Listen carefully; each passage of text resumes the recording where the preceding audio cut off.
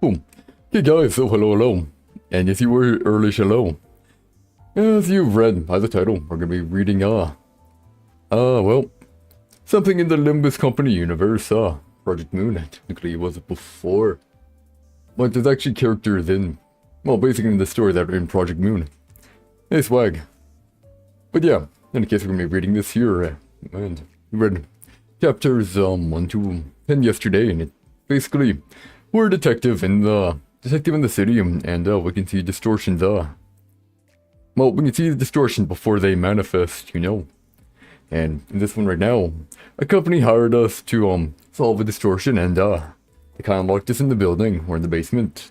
Almost died. And now we got out. And it's not any better, and they put the whole building on lockdown, so yeah. And then it gets now. It's, started. Valorant will be tomorrow, and yeah. There's a swift torrent of people There's a swift torrent of people that looks as though it could carry off anyone who may carelessly tread in it. We're out of options. Our only choice is to let the current take us wherever it may lead to. Ezra, Yuria, I need you to trust me. Sure thing, Chief. Alright. We're jumping into the stream. Understood. What? The difference in aptitude is palpable. I'm the first to step into the river. I was sucked right in as soon as I immersed a foot ankle deep into the stream of flesh. As I quickly descend along with the wave, I catch a glimpse of each floor. The 7th floor, where employees are crawling on all fours, viciously preying on each other. The 6th floor, where humans folded into cuboid shapes are stacked up. The 5th floor, where drowned employees are floating in the air. The 4th floor, where a number of people are offering a human sacrifice. The 4th floor, where a number of people are offering a human sacrifice to what appears to be a statue of a person who reached nirvana. The 3rd floor, where the minds of employees are being absorbed by a dark shade. In the turbulent tide of humans tangled with one another, my consciousness slowly fades. The boundary of consciousness is collapsing. People's distortions join each other in a large flow. Entering the underground floors, I'm confident that I can keep a firm grip on my sanity. Can Ezra and Yuria retain themselves in this current just the same? My worries soon erode into fragments and drift along the stream. Reminiscences of the past swell up in my mind. Memories of my past missions, companions they couldn't protect, my incompetence that drove them to their demise. It's as if all my regret and longing is being stirred up. The emotions become one with the flood and float away. In this rush, I desperately hold on to Ezra and Yuria's hands. How far have I got down? How much time has passed? When I came back to my senses, no one was around me. Where did all the people go? What about Ezra and Yuria? My head is pounding. I think of memory, huh? Debating, no, whatever. You must be awake by now. A nostalgic yet despicable voice reaches my ear. If you're hearing this, it's most of the— okay, I know what we're doing here.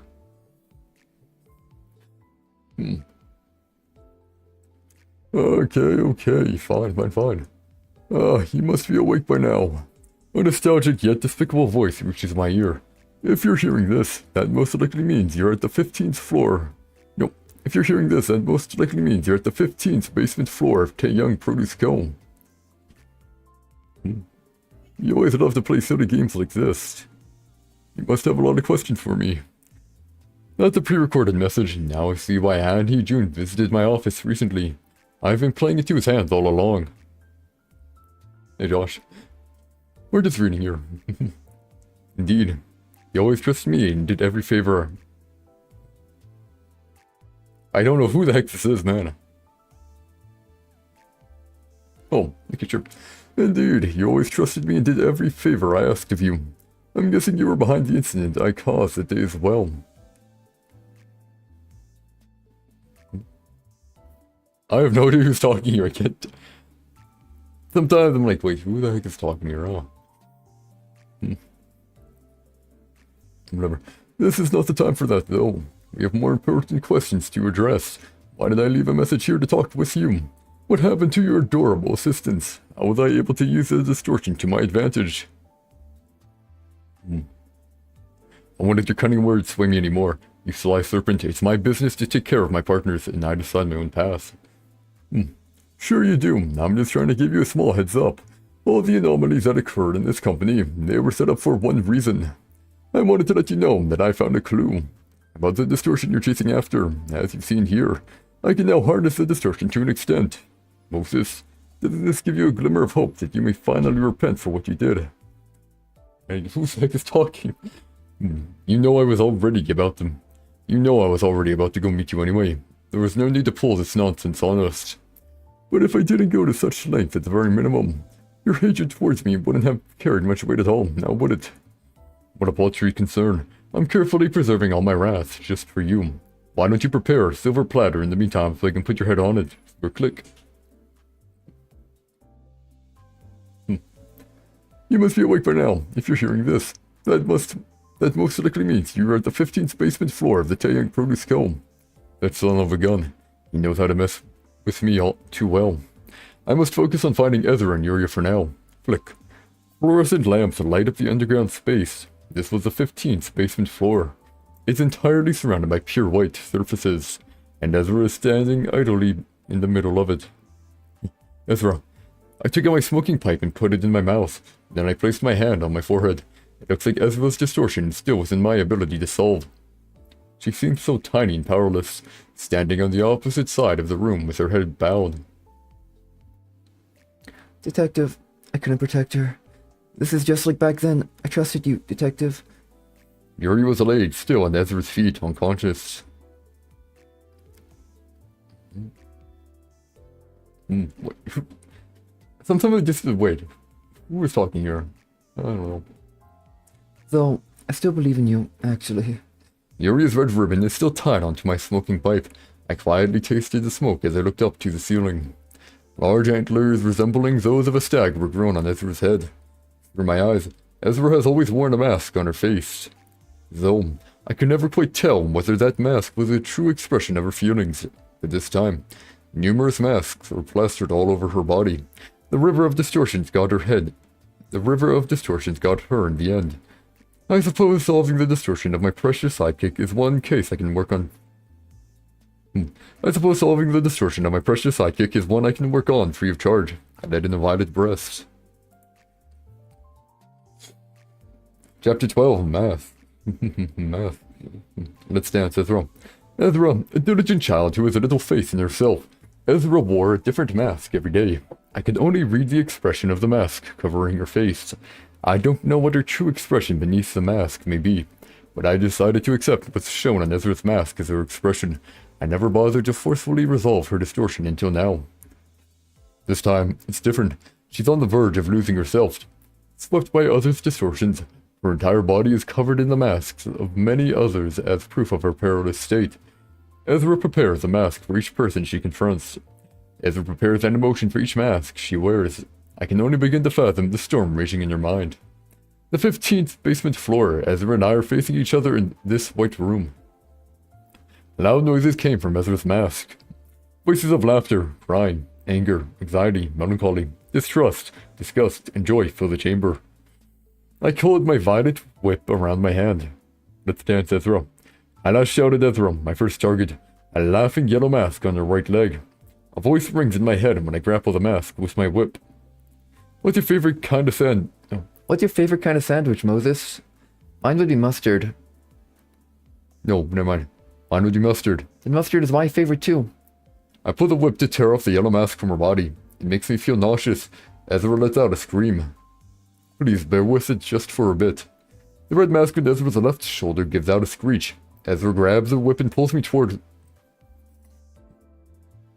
Again. The red mask on Ezra's left shoulder gives out a screech. Ezra grabs the whip and pulls me towards her.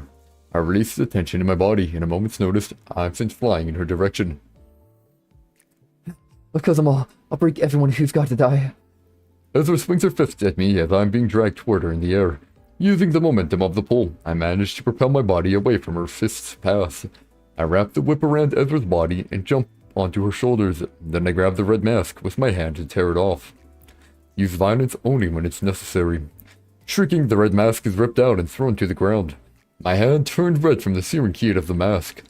Ezra struggled hard, pushing me onto the floor in the process. I feel a sore pain.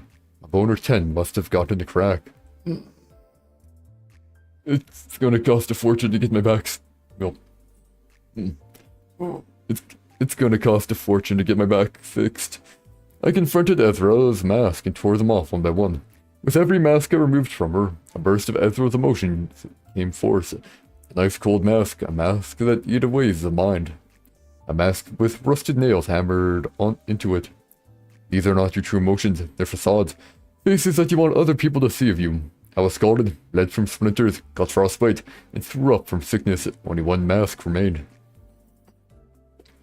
It's sadness. The absolute last mask of Ezra's that I wanted to face. I couldn't save them. That time, I couldn't protect them at all. I'm so sad. The blue mask embedded in the center of Ezra's chest is crying, tears falling from its eyes. No, dear. No, dear. That sadness isn't yours. The emotion was forced upon you by others. If you aren't feeling sad, there's no need to make yourself feel sad no matter how others look at you. But I'm really feeling sad though. You aren't sad because you couldn't save everyone that day. It was an excruciating task to bring myself to speak the next part, but I continued on nonetheless. You're sad that I'm bearing regret for what had happened.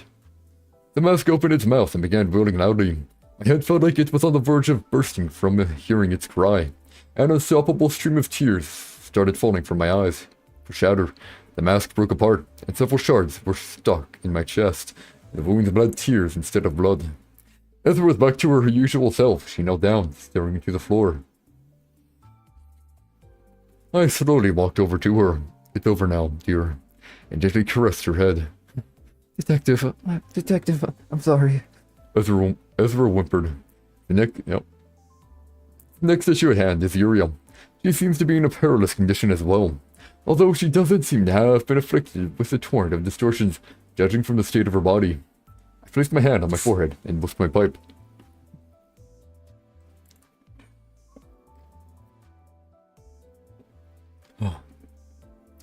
Chapter 13, Teddy Bear. I want to see the same scenery as you do. There is little I know about Uriah as a person. This child and I have one thing in common, however. I do not see any distortion from Uriah. Uriah was lying on the floor with her eyes closed. I opened her eyelid to check if the pupil responds. This isn't an ordinary coma. Her self has been detached. I've seen this kind of condition before. The body's alive, but the mind is dead. Thankfully, her brain is still functional.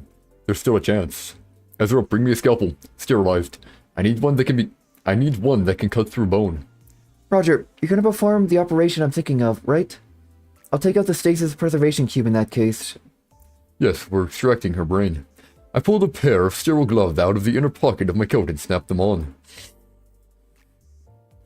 Are you guys insane? A small noise tickles my ears at Theory's voice. Oh. It's a Teddy. Oh. Wait. Over here. I'm over here. Ah, Detective, the teddy's moving. The teddy bear strapped to Uriah's waist was wiggling its body. Ladies, could you please at least keep my brain inside my head and release me from this belt while you're at it? Okie dokie. What have we gotten ourselves into this time? It appears that Uriah's consciousness has carried over to that doll somehow. I fixed my sight upon the small plush, dusting itself down as I smoked from my pipe. I've never experienced this kind of stuff. I've never experienced this kind of stuff before, although I do have a guess. The teddy bear crossed its arms. Ezra looked flustered by the sight. This teddy bear is the same type of object as your pipe. Oh, wait, no. This teddy bear is the same type of object as your pipe. In other words, it belongs to me and me alone. You can tell this much, right? Which means it's something that responds to your emotions. That's right. When I was being swept away by that growth tide, it felt like the thoughts of other people were invading my head. I wanted to run from those thoughts by any means. But That's when my teddy surrounded me and kept me safe. In summary, an act of bizarre force transferred your mind from your body into that teddy bear. That looks to be the case.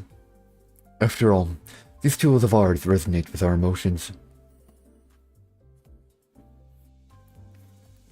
So, do you know how to come back? Nope. You're admitting it quite boldly. Isn't this exciting? Rather, we're opening a new horizon. This phenomenon is worth analyzing further. We'll have a lot to talk about when we head back. As she says, there will be much to discuss with each other now. If we can safely get back, that is. Ezra, carry Yuri's body. Putting a person in a dimensional bag could have unforeseen consequences. Got it. Ezra lifted Yuri's lifeless body and took it under her arm. Please handle it carefully, Sion Bay. Yep. Yuri, would you like to get inside a pocket? Please put me on your shoulder, Detective Moses. I want to see the same scenery as you do. I put my hand to my forehead and whiffed my pipe. Who could have known that I'd be doing something like this in my life? I bent down to pick up the teddy bear and placed it on my left shoulder. Oh my gosh, Detective. That looks so good on you. Ezra hopped in excitement. That won't help heal her wounds. Since both of you are safe and sound now, albeit in different shapes, let's figure out how to escape this underground warehouse. Got it. Understood. It'll take some time to get used to someone speaking right in my ear. Knowing where the river of distortions disappeared to would provide a crucial clue for the way out. There's no exit or drain to be found in this white room. I carefully felt around the wall and knocked on it. The wall seems to be made with a material that feels like glass planes used in laboratories. Figures. Hey, I know you're watching it from behind that wall, pal. I believe it's time you explain what's going on here. Clap, clap, clap. I hear someone clapping. Detective, behind you. Ezra shouted. The wall turns translucent, revealing a dark silhouette standing behind it. Okay. Excellent, Moses. You managed to reach this place in one piece. And you ultimately drove us into this corner. You are a capable person, I will admit. You even saved your colleagues and kept yourself alive on top of that, thanks to you. Our company has effectively gone bankrupt. What is the produce company in the back streets doing? Meddling with creatures? Was it a secret weapon supplier in disguise? It's a humble companies with dreams, that's all. Saying Produce Co. was an ambitious firm that aimed to become a wing. It's true that there's a vacant spot in the ranks of the wings ever since Oakwood in the South film. That's still a huge dream to have, I must say. Yuri pointed out. One should dream big, as they say. Through a remarkably difficult and taxing process, we acquired a lead on Lobotomy Corp Singularity, after paying a great price about Inkfallon, the so-called eco-friendly energy. Inkfallon. Distortion and energy, a combination I couldn't have possibly imagined, and they mentioned Lobotomy Corporation, former wing, out of the blue. What is this person talking about? I'm sure you have many things you'd like to know. Now, let me do you a favor and answer one question of yours, whatever it may be. It's a prize for making it here alive, and a reward for leading our company to ruin. My head is pounding. My body is about to crumble. My broken ribs ache. My burnt hand stings. My left cheek is freezing. The blood leaking from my chest is losing warmth. So many things happened to us today. Ezra stands next to me, carrying Yuri's body. She seemed to be barely holding on to her consciousness. She's bled so badly that a puddle of blood was forming beneath her feet. Usually I would have asked who they are, where they brought that old box from, and what exactly has happened in this company, however. I don't have time for any more of your horse crap and conspiracies. All we want is to leave this place and rest. I'm not interested in anything else right now. Are you sure you're going to be okay with that? Opportunities like this won't come often. I am. I answered as I puffed smoke from the pipe. That's a shame, but if you insist. Ding. The walls of the white room split apart to reveal an elevator. You can use the lift back there. There's no trick or traps placed there to harm you, so fret not. If killing you was our goal, you would have been dead meat before you could get here. I can't be bothered to tell if they're speaking the truth. Let's go, Ezra. Yes, Chief. We took the elevator. This hellish day is coming to an end at last. I want to get back to my home immediately, get treated, and lie down. I'm sure Ezra shares my sentiment, and I have many things to discuss with Uriel. I imagine there will be a ton of things to clear up once we head back. The elevator's doors are closing, the silhouette person muttered in the back. I've lost.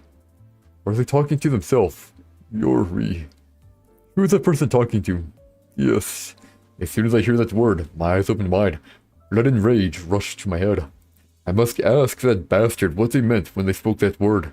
The doors aren't completely shut yet. My body acts before rationality could have a say. I swing for them. Detective Moses, what's wrong? Yuria jumped down from my shoulder. Right as Yuria landed on the floor, Ezra stood in my way and harshly blocked me, as if she were preparing for this, and she struck me on the back of my neck. Sorry, Detective. We've got to live first. I fainted, collapsing into Ezra's embrace. Chapter 14, Settlement. A bit of water here, though.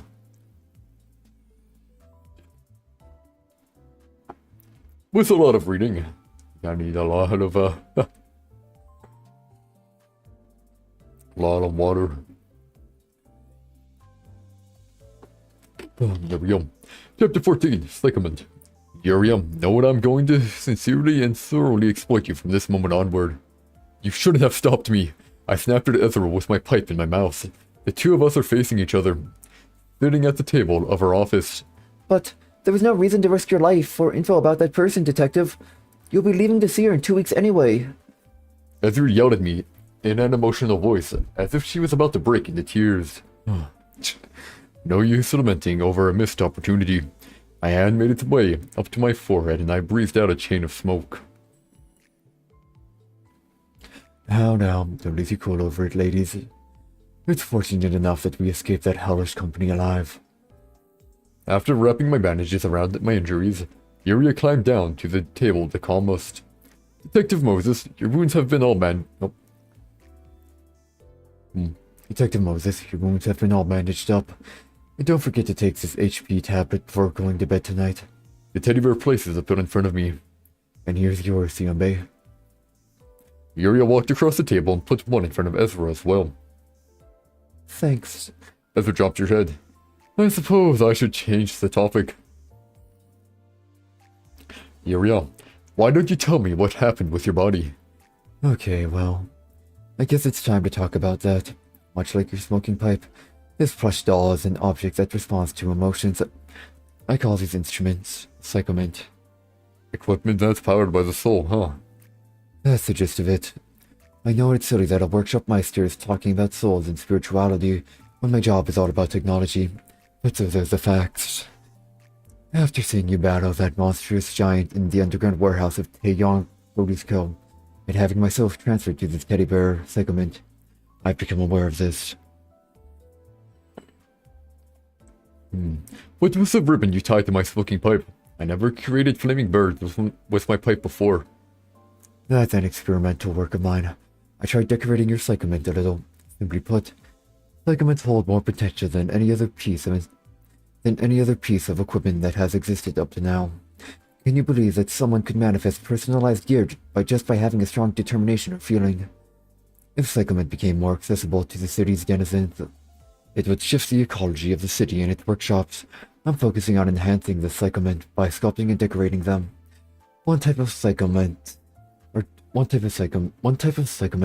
two other objects materialized from emotions that can be directly used, such as your smoking pipe. Another type is remote-controlled psychoment, such as mine. And again, I've only seen 5 psychoments so far, since I've gotten to see only a few. Much of it is still a mystery to me. Oh man, I hope I don't do that too much. You mean you've seen others with it? Yes, but yours was by far the most impressive psychoment I've seen, if I'm being honest. That red cylinder you summoned in the underground warehouse, it could erase space itself. I'd never seen such a powerful psychoment before. I knew I chose the right person. I gently closed my eyes and recalled the memories of that moment. You can't see what you call the distortion in me, can you, Detective? I nodded in acknowledgement. According to my theory, psychoment is a distortion physically removed from a person. That's why the distortion can't be seen in people who own a psychoment like you and me. Makes sense. It's my turn now. How did you get your hands on that smoking pipe, Detective Moses? Yuri asked, crossing her arms. Do you really wish to know? If you try to dig into me any deeper than this, you might end up entangled forever. Isn't that right, Ezra? Ezra gave a silent agreement. I swore to devote my life whole to Psychoment. Your whole life, okay. I took a smoky breath. I happen to be wondering the same thing as you. Why the smoking pipe ended up in my hand. How come I know how to use this darn thing? The memories are scattered into pieces, and the emotions are in a muddle, and I breezed out. That's why I'm chasing after the distortion. We're going to leave soon to find out that truth. I'll go on a trip that I won't ever come back from. So you really don't know yourself? Yuri spoke in a disappointed tone. I want to know it more desperately than anyone. The cursed phenomenon and this darned pipe have made me suffer too many sacrifices. Uriel, know that I'm going to sincerely and thoroughly exploit you from this moment onward. You're more than welcome, if it means I can learn more about your Psychoment and the emotions that form it. Please use me to your heart's content. Yuri extended her plush arm for a handshake. I couldn't help but give a chuckle as I held the teddy bear's little hand and shook it gently. Well then, I suppose it's time to hit the proverbial hay. Tomorrow will be another day. I nudged the chair backwards and stood up. Remember to take your HP tablet, Detective Moses. I will. Ezra, are you going to stay up for a while longer? Yeah, I want to talk with Yuria for a bit. Alright, I should give the youth some... Alright, I should give the youth some alone time together after all. I'll go to bed first then. Ezra nodded at me. Good night, Detective. The neologism Psychoment is intended to reflect the compound word created by the author, Simbi. The English translation combines the prefix psycho from the ancient Greek psyche to denote a relation to the soul or mind, and the suffix meant to indicate that it is an instrument or equipment. The original Korean leans a bit more towards the soul/spirit connotation rather than the mind, but can mean neither. Okay, sure. Chapter 15, Vespa Crabbo. And who could that taboo-breaking idiot be? The midday sun was shining overhead and over bed when I woke up. I'd slept for a while, hadn't I? I barely managed to get up and unwind the bandages around my body. It seems most of my injuries healed up overnight, thanks to the HP tablet I took. The first thing I saw as I opened the door and to leave the room was Ezra having lunch at the table. Detective, did you have a good rest? Oh, Detective, did you have a good rest? Ezra cheerfully greeted me from her seat. She was back to her usual self. She was back to her usual lively self. Having taken off all the fatigue and gloom that was weighing her down yesterday. Yeah, is your body alright? Yep, I'm totally peppy now. What would you like for lunch, Detective? I don't feel like eating. My pipe made its way back into its usual position, and I headed to the terrace. There's quite a few things I need to look into. Ezra, is Yuria in her room? She said she's gonna inspect the black box we brought from Taeyang Produce Co. I do like her tendency to take the initiative. Enjoy your lunch, Ezra. Okay. Leaving Ezra with her meal, I headed for Yuria's room. Loud noises were coming from the door. Knock, knock. I knocked on Yuria's door. Yuria, mind if I come in? No, be my guest. When I opened the door, a familiar stairway met my eyes. It's the same set of stairs that I took when I first visited Yuria Atelier. The room I gave to Yuria didn't have any stairs, nor did it have the space for them. It was structurally impossible for stairs to be there. Perhaps this is one of the effects of Psychoman, as Yuria calls it. I walked down the stairs, thankfully with no bears aggressively jumping at me this time. The corridor is decorated with ribbons that vividly show off Yuria's taste. I wonder if she adorned it herself or ordered her teddy bears to do the job. I reached the hall at the end of the corridor. The space feels much smaller than last time. It's rather compact, even. 8 teddy bears stood around the workbench, busily engaging in craft work as sparks flew off. You're here, Detective. One of the teddy bears turned around to greet me. I don't remember giving you permission to modify the office building at... I don't remember giving you permission to modify the office building at your will. I still have many more months of rent to pay for the leased space. Don't worry, Detective Moses. I can revert at any time. You mean to tell me this space is part of your segment? Yes, it's my own atelier. I can freely control the teddy bears according to my will here. So, did you find a way to go back to your original body? No, it seems to be sealed tight. There's still too little we know about Segment. Finding a way back to my old body is one of the things that we'll have to figure out. Yuria casually spoke as if it didn't matter too much to her. What will happen if something goes wrong with your original body? If my vital functions ceased and my brain stopped, I'd probably die. My speculation is that Segment requires the user's mind to exist for it to work. But it's not like I can try crushing my own body to test this hypothesis. How do you handle meals with said body? I should be alright as long as my body out there is put on a life support machine. This teddy bear can move fine without eating anything. It's my brain that requires nutrition, rather. Yuri shook her head. I'm more concerned about this black box. I've never seen this type of material. That person from Taeyoung Produce Co. mentioned O-Corp. I'm thinking it might have something to do with its singularity. Are you implying that a winged singularity has been made? Well, it's collapsed anyway. Remnants of a singularity. There have been a few cases of a singularity coming off patent after the wing holding it breaks. Or someone could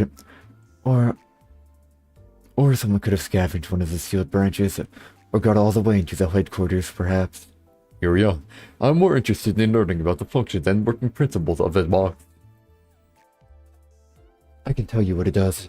This box sucks in people's psyche, or their distortions to be exact. Is it some kind of psychement? Basically, from what I've seen, at least.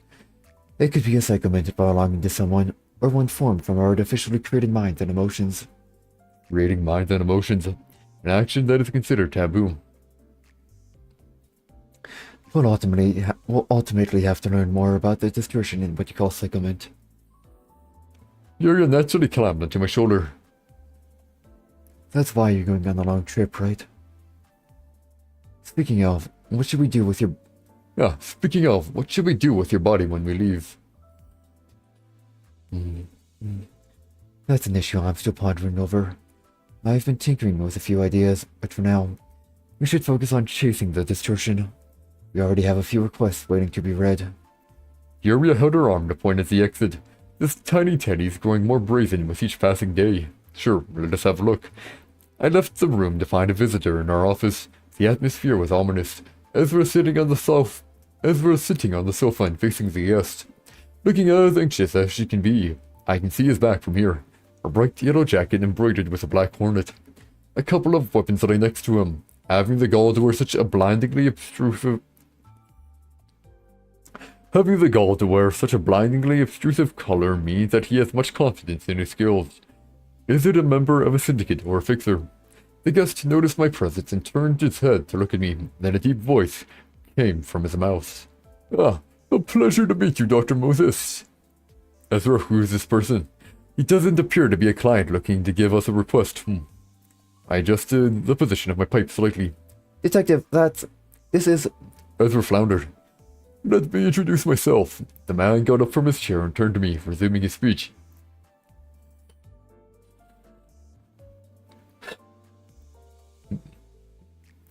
I am Vespa Crabroom. Fixer working under the direct command of N-Corp and a taboo hunter. Taboo, darn it. This reminds me that this sly little bear Yuria recorded us the first time we met. Now, she was doing her best to act like a lifeless plushie on my shoulder. I've received reports that Moses' office should know about a certain person who violated the taboo of District 14. And who could that taboo-breaking idiot be? I asked, puffing away on my pipe. Yuria Hatelier. That's the name of the violator. He answered, fiddling with the hilt of his sword wrapped in yellow cloths.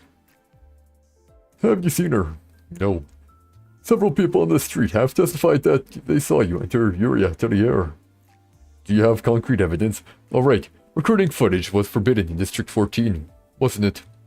Vespa closed his eyes for a moment. He seemed to be absorbed in thought. He soon opened his eyes and spoke to me.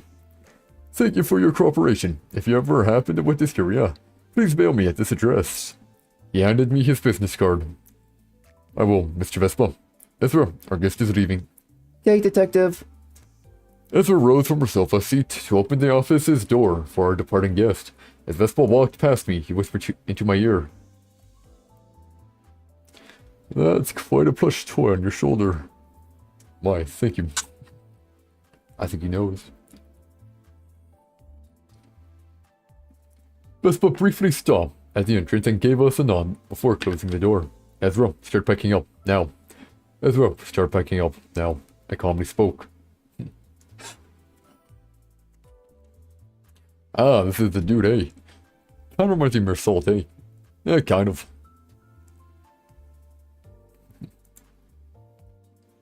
Okay, chapter 16. Doogie Combat Office. We just need to hold out for 2 weeks. An ordinary hotel in District 14. I checked into the most average room with 2 beds I could ask for. Ezra and I sat on the bed. Yuria's old body lay on the other, and next to me is Yuria in her plush doll body. Isn't it too humid in here? My cotton is gonna get moldy.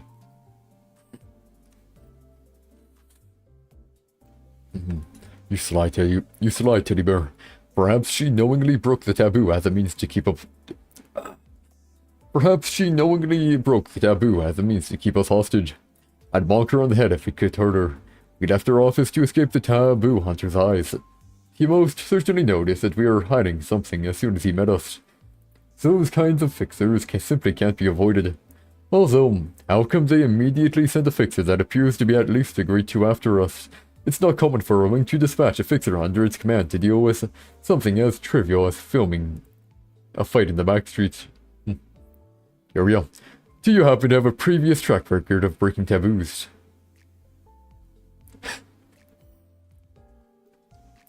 Well, Muriel, I guess this is the end of our relationship. Junior, it was fun while it lasted.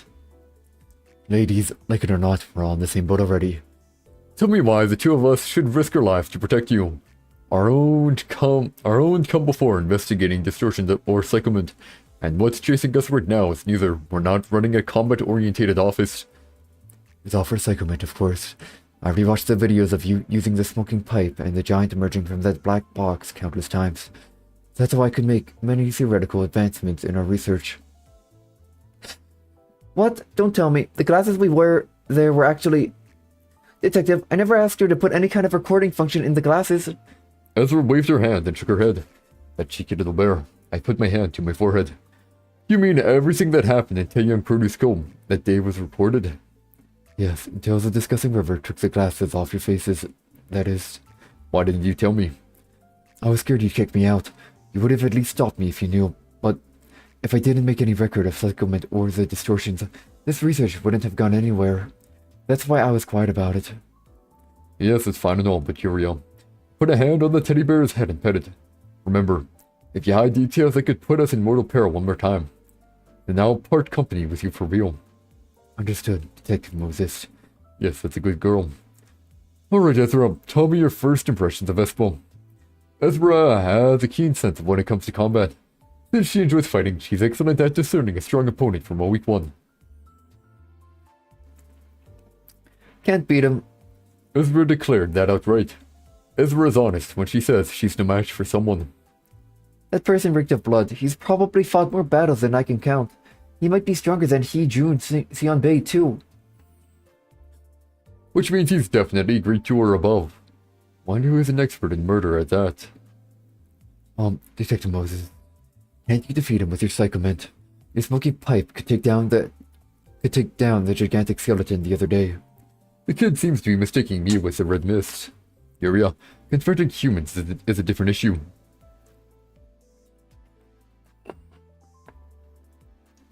Yuria, confronting humans is a different issue.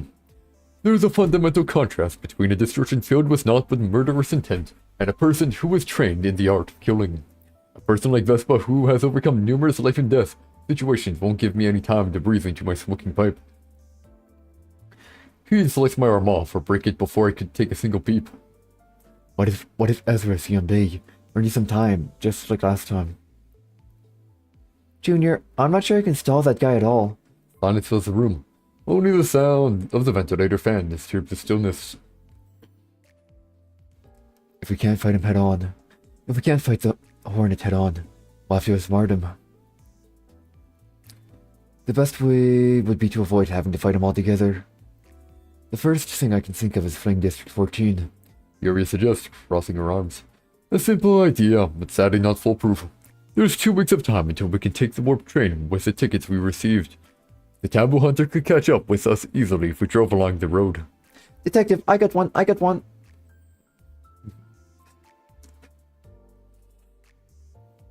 Ezra raises her hand and waves it. Go ahead. Maybe we should hire a super duper strong fixer to fight for us. Yeah, hopefully they'll buy us enough time to run. Do you have any personal connections with grade 1 or 2 fixers who specialize in combat, Ezra? No. I'm doubtful they'll take our request in the first place, even if there were any. Opposing a fixer who directly belongs to a wing essentially means opposing that wing. I'm doubtful they'll take our request in the first place, even if there were any. Opposing a fixer who directly belongs to a wing essentially means opposing that wing. Detective, that means you'll stop bothering us once we meet up with Hijun Sanbei in District 11, right? It'll certainly be less trouble for us if we can pass the buck on him. We just need to hold out for 2 weeks. I need to find someone who can buy us that much time. Ezra, do you have the most recent issue of the monthly Fixer office catalog? Of course I do. Ezra rummaged through her pockets and handed over the paper book she found. I skimmed through the catalog, densely packed with advertisements and promotional phrases for all sorts of offices, carefully scanning the section for combat-orientated ones. There's one useful-looking office that's not too far from here. Doogie Combat Office, Grade 2 Office. Unaffiliated with any association, 17 members, operates 24 hours a day, open year-round. Normally, it's extremely risky to use an office with no assurance from any association. It could be linked to dangerous syndicates, but in times like these, it's a perfect pawn for us.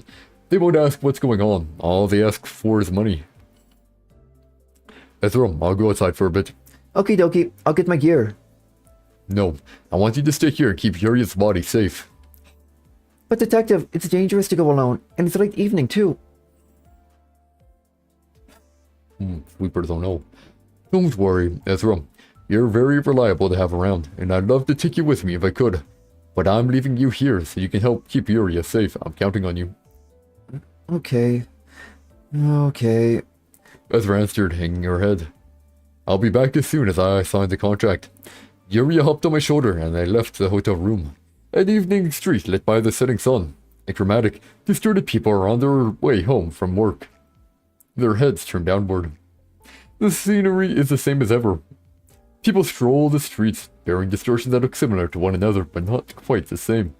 I reckon these scenes will forever remain this way.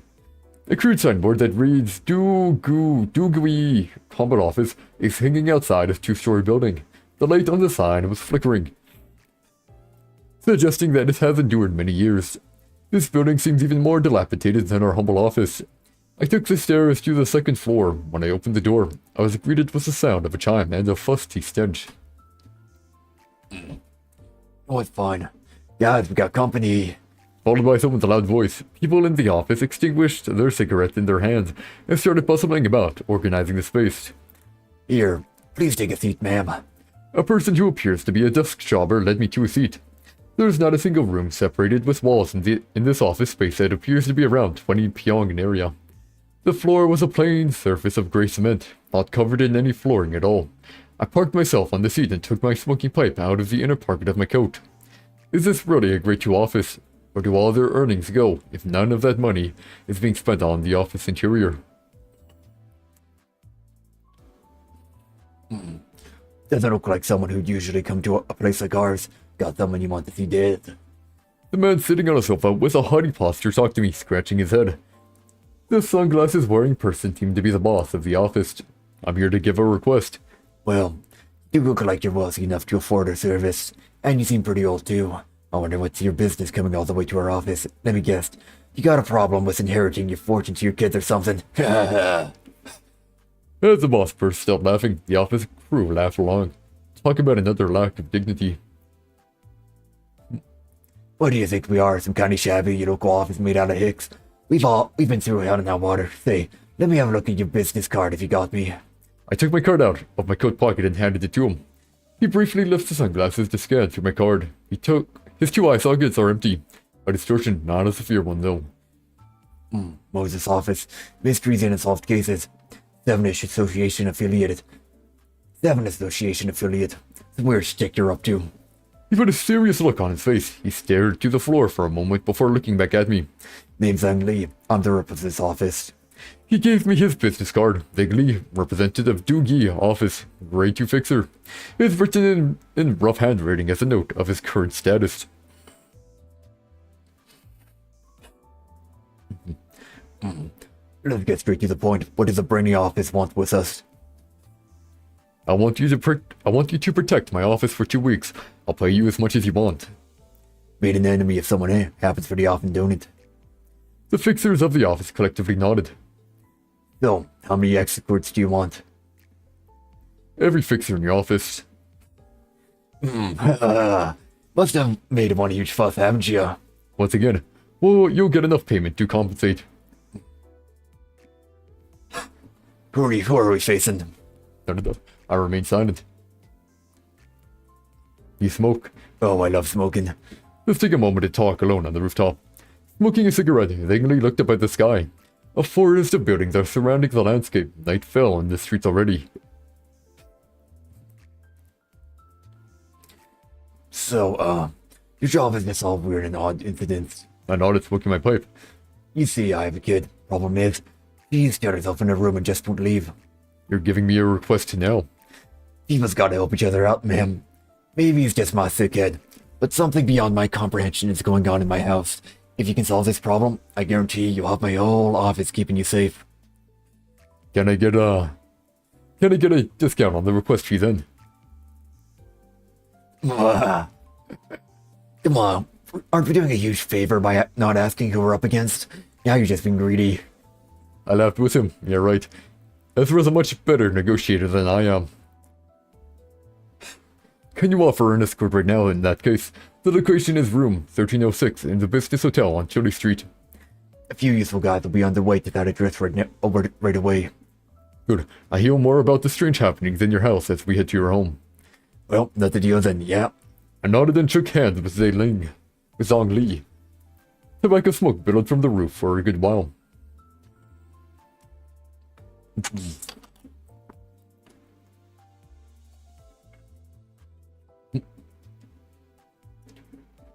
Water's always good. Water's always good.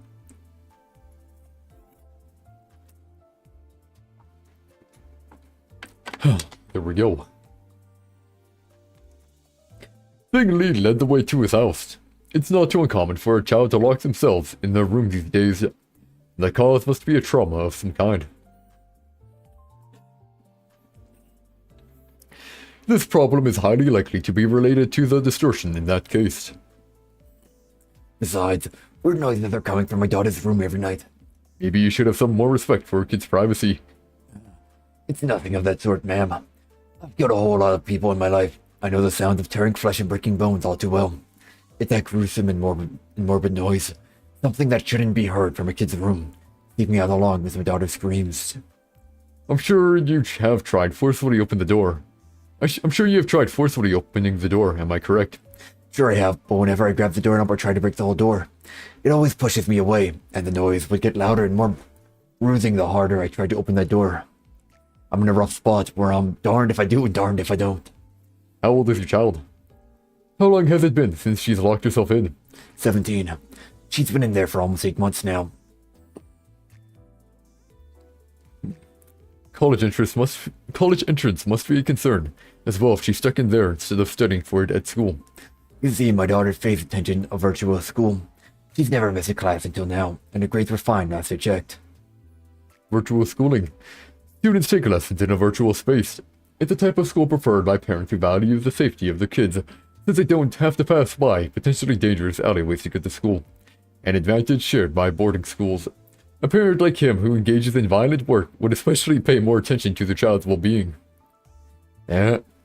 And there's one other thing my brain just can't understand. What would that be? Water's leaking through the door. I don't know if it's blood or seawater, but some kind of liquid is flowing out bit by bit. I put my hand on my forehead and whisked my pipe. A distortion that has already materialized. That makes it a lot trickier to resolve. I'll have to see for myself how severe it is. Bingley's house was located in the residential area of the back streets.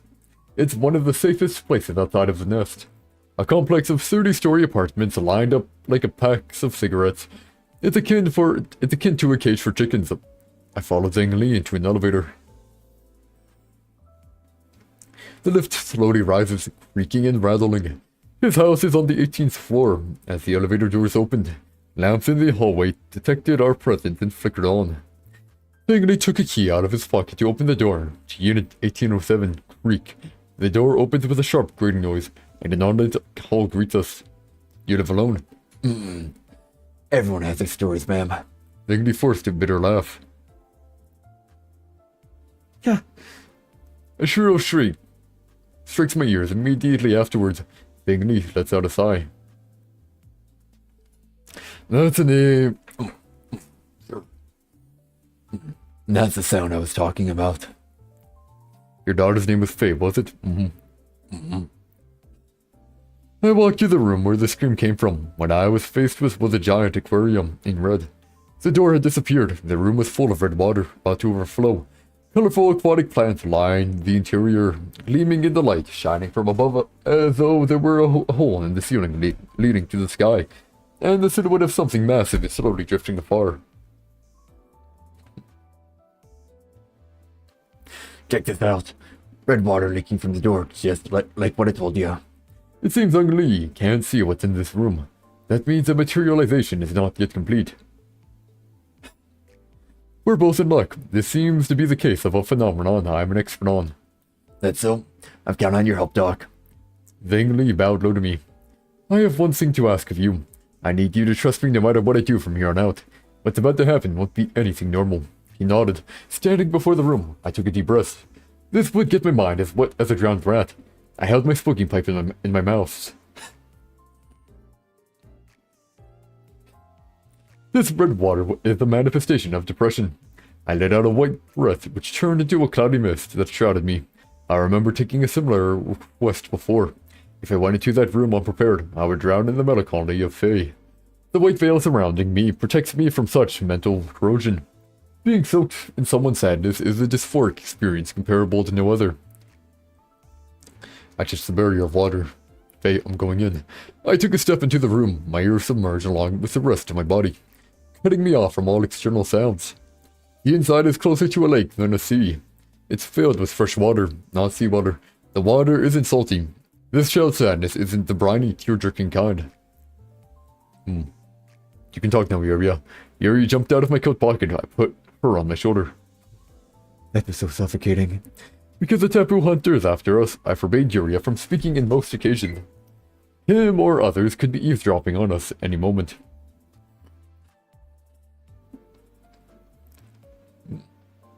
This space is quite similar to your workshop, isn't it? It certainly is. It's much bigger on the inside too. There might be something guarding this place, like the muscle bears in my atelier. You don't have Ezra Bait to protect you this time, so you'd better be careful. It's been quite a long while since I worked on a case without Ezra's help. Now that I think about it, if it weren't for her, I would be long dead before I could solve half of the cases I've dealt with.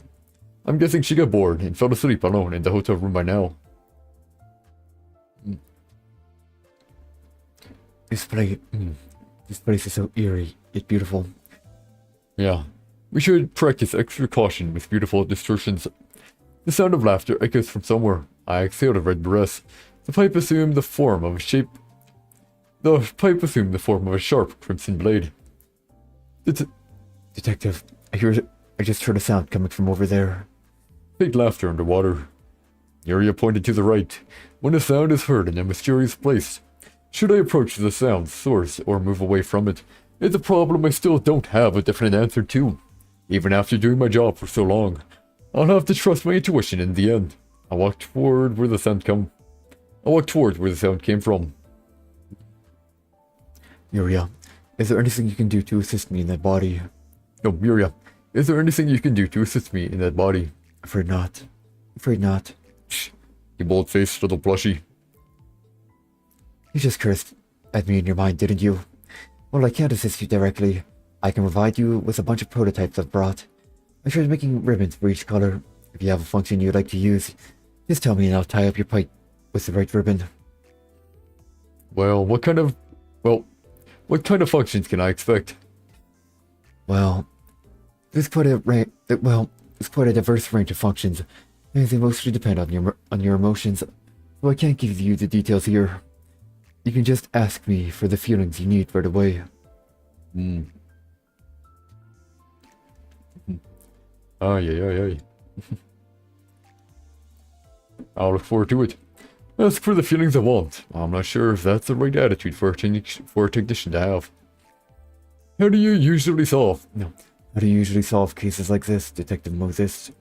I should figure out the cause. After all, there is a reason for everything. I trace along the clues one by one, such as why this room is full of water, why the color is red, why it is in salt water, until I can identify what's at the root of the distortion. Does this count as a severe case of distortion? Maybe.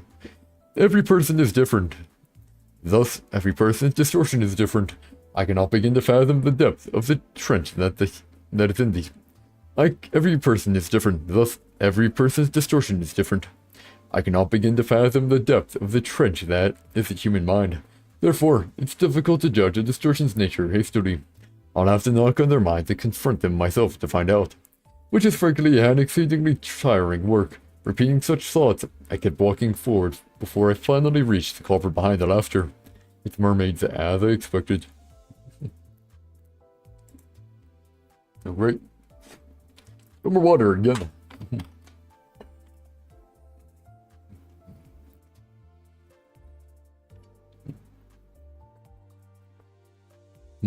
Wonder if things are shorter than usual. Because we're only now written, we're around chapter 18. Now before we 10 chapters in, we were 2 hours in. Well, whatever. Because if I get a 25, I can like ship the rest off and another. Don't know. Maybe I go to 27. I don't know. Don't know.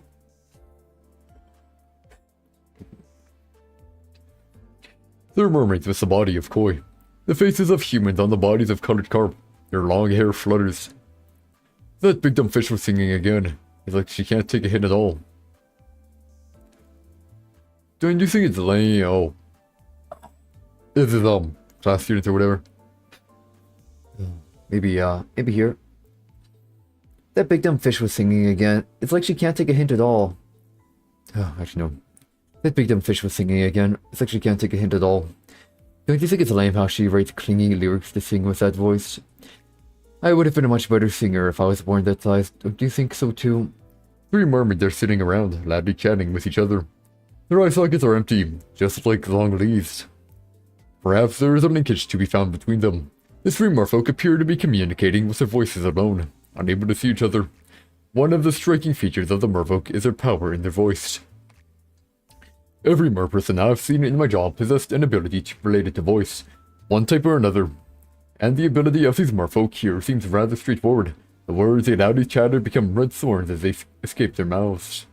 The swords are then shot towards somewhere. Sometime later, a sound could be heard from a distance. It's hitting the child or whatever, 17-year-old Faye. It's hitting Faye, there we go. Mind if I join in on your conversation? Someone is singing out there, I reckon. Who are you? Excuse me, but we weren't talking to you. Geez, what's a stranger doing listening on us? You were talking and laughing so loudly, we couldn't help but hear it. Crossing her...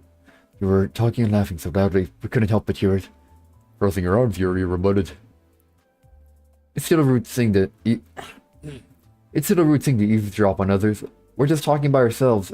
Mind your own business. Sheesh. Sheesh, what a scary world. We can't even talk in peace. It's hard to talk like that, man. Aye. I apologize if we didn't intend to overhear it. Please understand that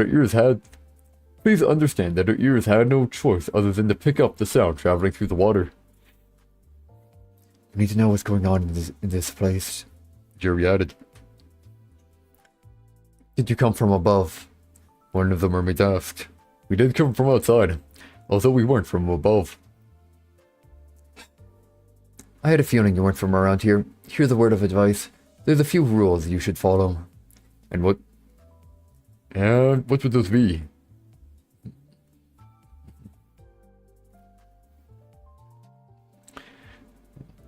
First off, you gotta pluck your eyes out.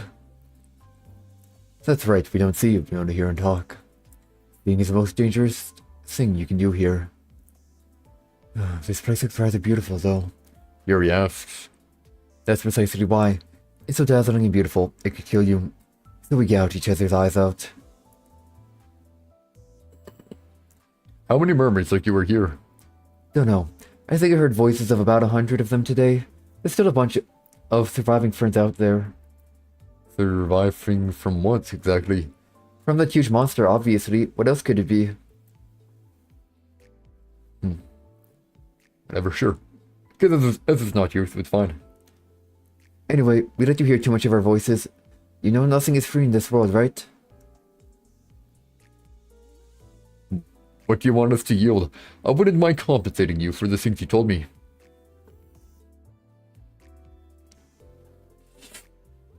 Your voice. Share your voices to us. You said this is the first time here, so we'll be conscientious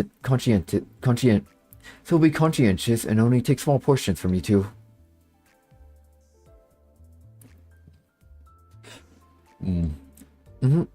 You won't be unable to speak.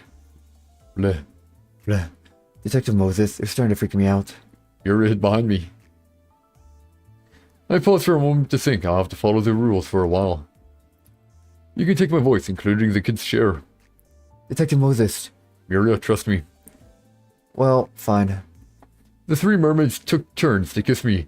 Each time their lips touched mine, it felt as though something was being pulled out from my throat.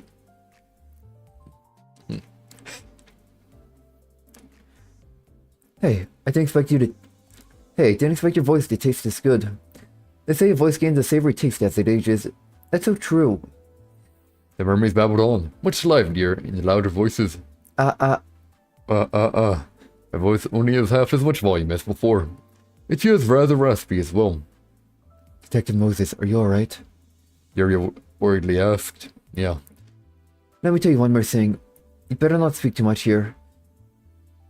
Not all mermaids will take voices gently like we do. You have only so much voice to spare. Then again, our existence would be pointless if we didn't talk now. That's why we talk now, stop and look for more voices. Where can we find the giant fish you were talking about?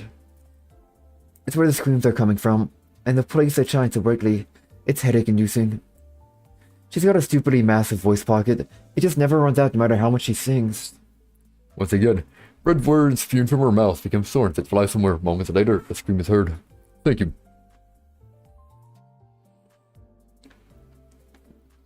Thank you. Leaving behind the mermaids, I headed for the direction where the screams came from. They still noisily chatter, as if they want to be heard by others.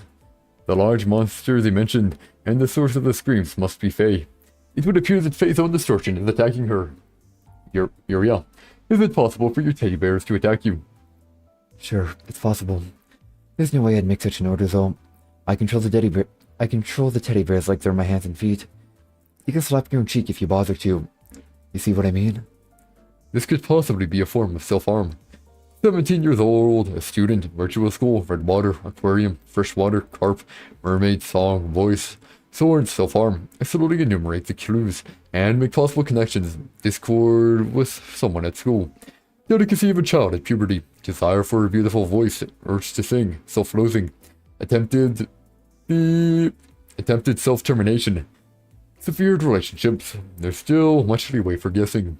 This pool of red water was created for someone's blood. Bled from a wounded heart, most likely. Stagnant water means melancholy. The gloom is typical.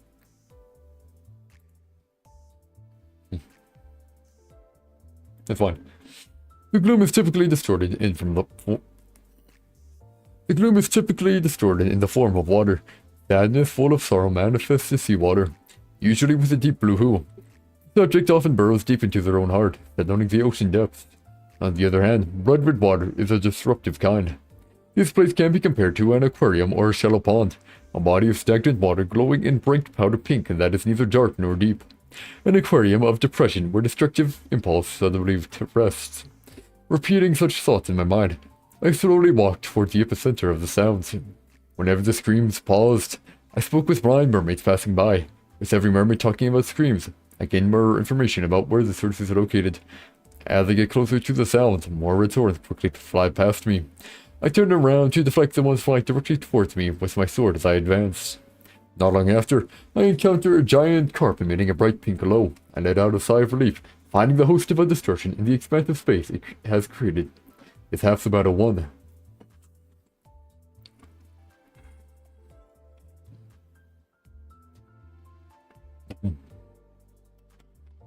Bit of water always helps.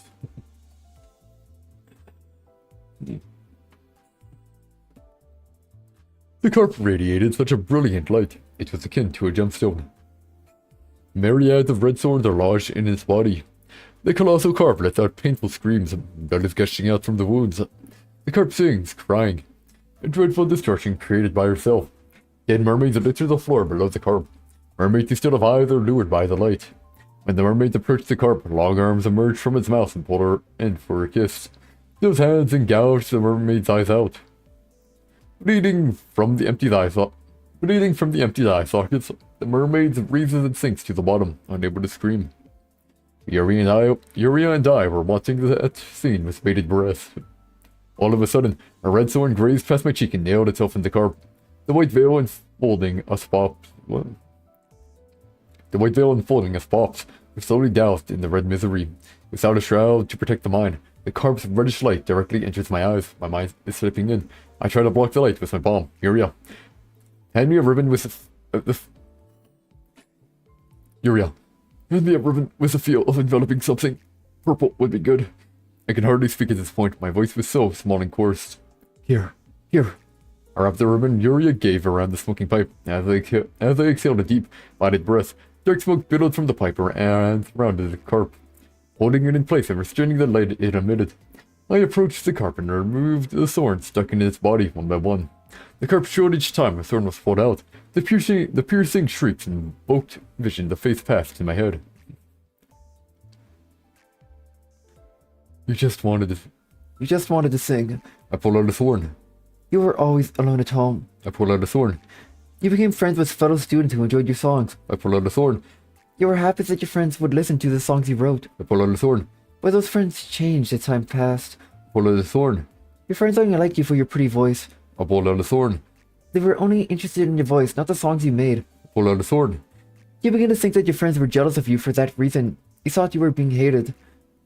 I pulled out a thorn. You were upset. You started hating your friends. I pulled out a thorn. That's why. You pushed away your friends one-sidedly. I pulled out a thorn. You became all alone. I pulled out a thorn. I pulled out a thorn. The mermaids that are inflicting pain upon you are illusions you created. I pulled out a thorn. You created a space to feel hurt and vent your anger. I pulled out a thorn. Maybe the malice your friends bear is an illusion as well. They'll never know until you have a heart-to-heart with them. I pulled out a thorn. That and anger fostered by presumptions you make on your own will only harm you. I continued to pluck at the thorns and my ears are bleeding. My consciousness is barely holding up. She can't be categorized as a type who experience rejection from others. They create a space for themselves and swallow their anger inside it. Without a vent to dissipate the rage, the emotion will eat away at them. The last remaining thorn is pulled out. You'll face many hardships similar to this in the future. Please don't hurt yourself because of that. We need to have the courage to check the true feelings of others and ourselves. The process will surely be uncomfortable and painful, just like now. Feel free to contact me whenever you feel troubled with it. We'll ponder on the matter together. Bloody water poured out of Faye's room. Faye and I were swept along by the flood and landed in the living room. Langley rushed to Faye and hugged her. That's another case solved. There's still a few scales left on Faye's face, but this is a good enough outcome. Oh, fine. Doc, I don't know how to express my gratitude to you.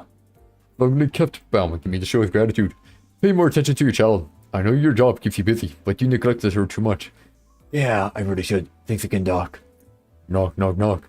Someone bangs the door. It's 2 in the morning right now. I have a bad feeling about this. Langley pulled a pedal from his dimensional glove. Doc, Doc's here for a moment. He headed to the entrance. I carried Faye on my back and returned to her room. The front door was knocked out of the frame and blown into the house with a loud noise.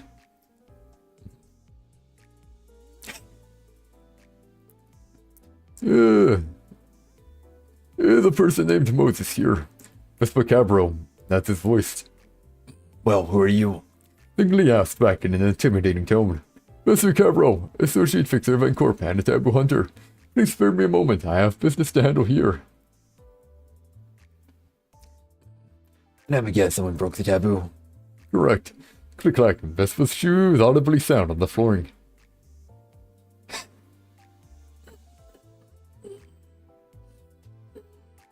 Hey, sir. Hey, why don't you take your shoes off at least? Click-clack. I can hear him open the door of the house. You ain't lifting for shit. You ain't lifting for crap, huh? Vespa was almost at the door to Faye's room.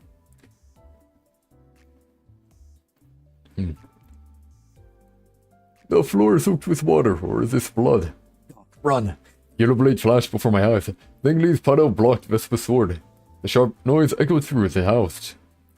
Bingley of Dugo office. I've heard a report on you in the past. Well, ain't that an honor, Dr. Moot? Well, ain't that an honor? No what?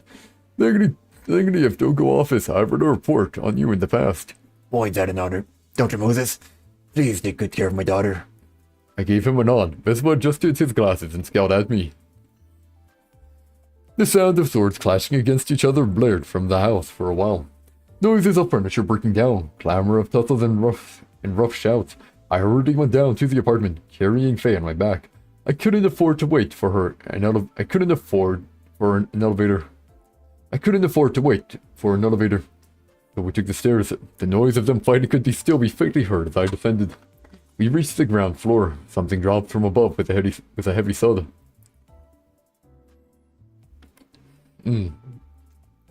Something dropped above with a heavy thud, causing the concrete floor around to cave in. It laid Faye on the ground. The dark shape rose from the ground as it came under the streetlight. Vespa's yellow clothing was smeared with blood, and the blood wasn't his. He's holding something in his hand. He then tossed it at us. It's Longley's head. I placed my smoking pipe in my mouth and let out a blue, pale breath. And red blood gushed out. Before I could finish breathing, my right arm fell to the ground along with the pipe. Vespa was already cleaning the blood on the yellow blade of his sword. I couldn't even see him draw it from his sheath. But Yeah, okay. I've collected testimony from 50 people. This record is enough justification for me to execute you in District 14, Moses. Put the yellow wando back in the sheath and slowly approach me. Any last words? Vespa spoke in a deep voice, adjusting his glasses. Now, a Chinese-edged infantry weapon similar to a guando. Ah, looks a bit like a spear with a long blade. Ah. Guando, a Korean single-edged short sword used strictly with one hand. Curves slightly and has a length of around 70 centimeters. I don't know. I want to call that too short for a short sword. Like, you know. 7/10 of a meter, right? So pretty big. Let's see, what's one? I want to call it short, but whatever. Chapter 19, The Hunter. Here we go.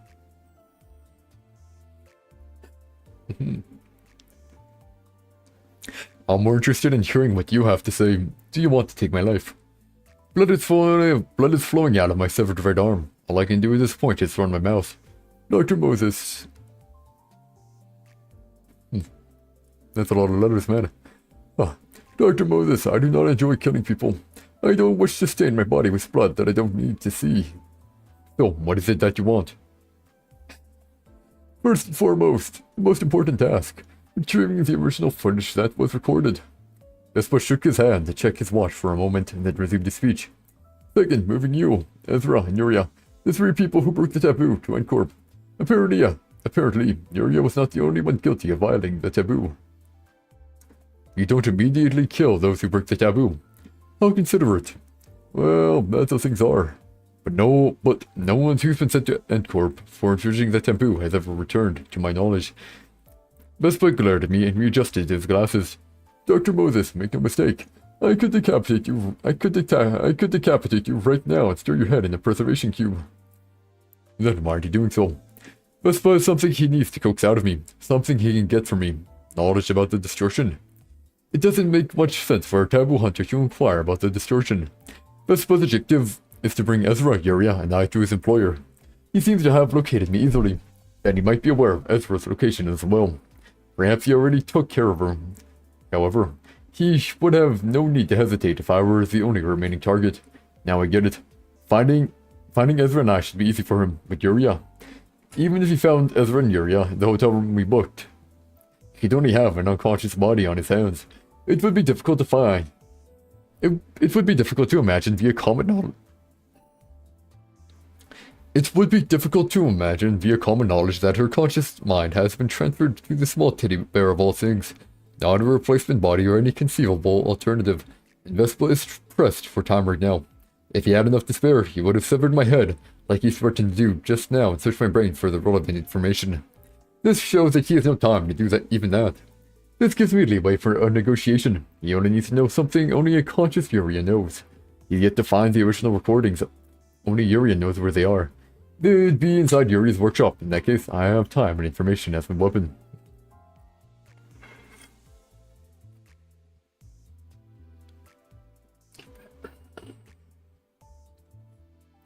Looks like I'm the only conscious person who has a lead on the whereabouts of the original footage, and you're running short on time. Vespa furrowed his brows. It seems it's my turn again. What happened to Ezra?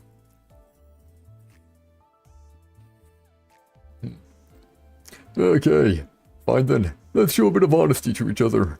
After I answer your question, you'll answer mine in return. I'll take it. And you still haven't given me an answer. I'll take it, and you still haven't given me an answer for my last question. I lost Miss Ezra. She was a quick-witted one. I was quite relieved to hear the news. I still cannot fully trust him, however. It's my turn, Doctor. It's my turn, Dr. Moses. Do you know where the original copy of the footage you recorded is located? I know that the footage is in Uriah's atelier. At the same time, I don't know how to access the workshop. Yes, I know where the footage is. I don't know how to get through, though. Vespa raised his eyebrows. What did you do? No, what did you do with Uriah's body? It's in my car, and I haven't laid a finger on it. I answered your question, so let me ask mine. Can you figure out how to access the location where the footage is? I can figure it out. I can simply ask Uriah about it.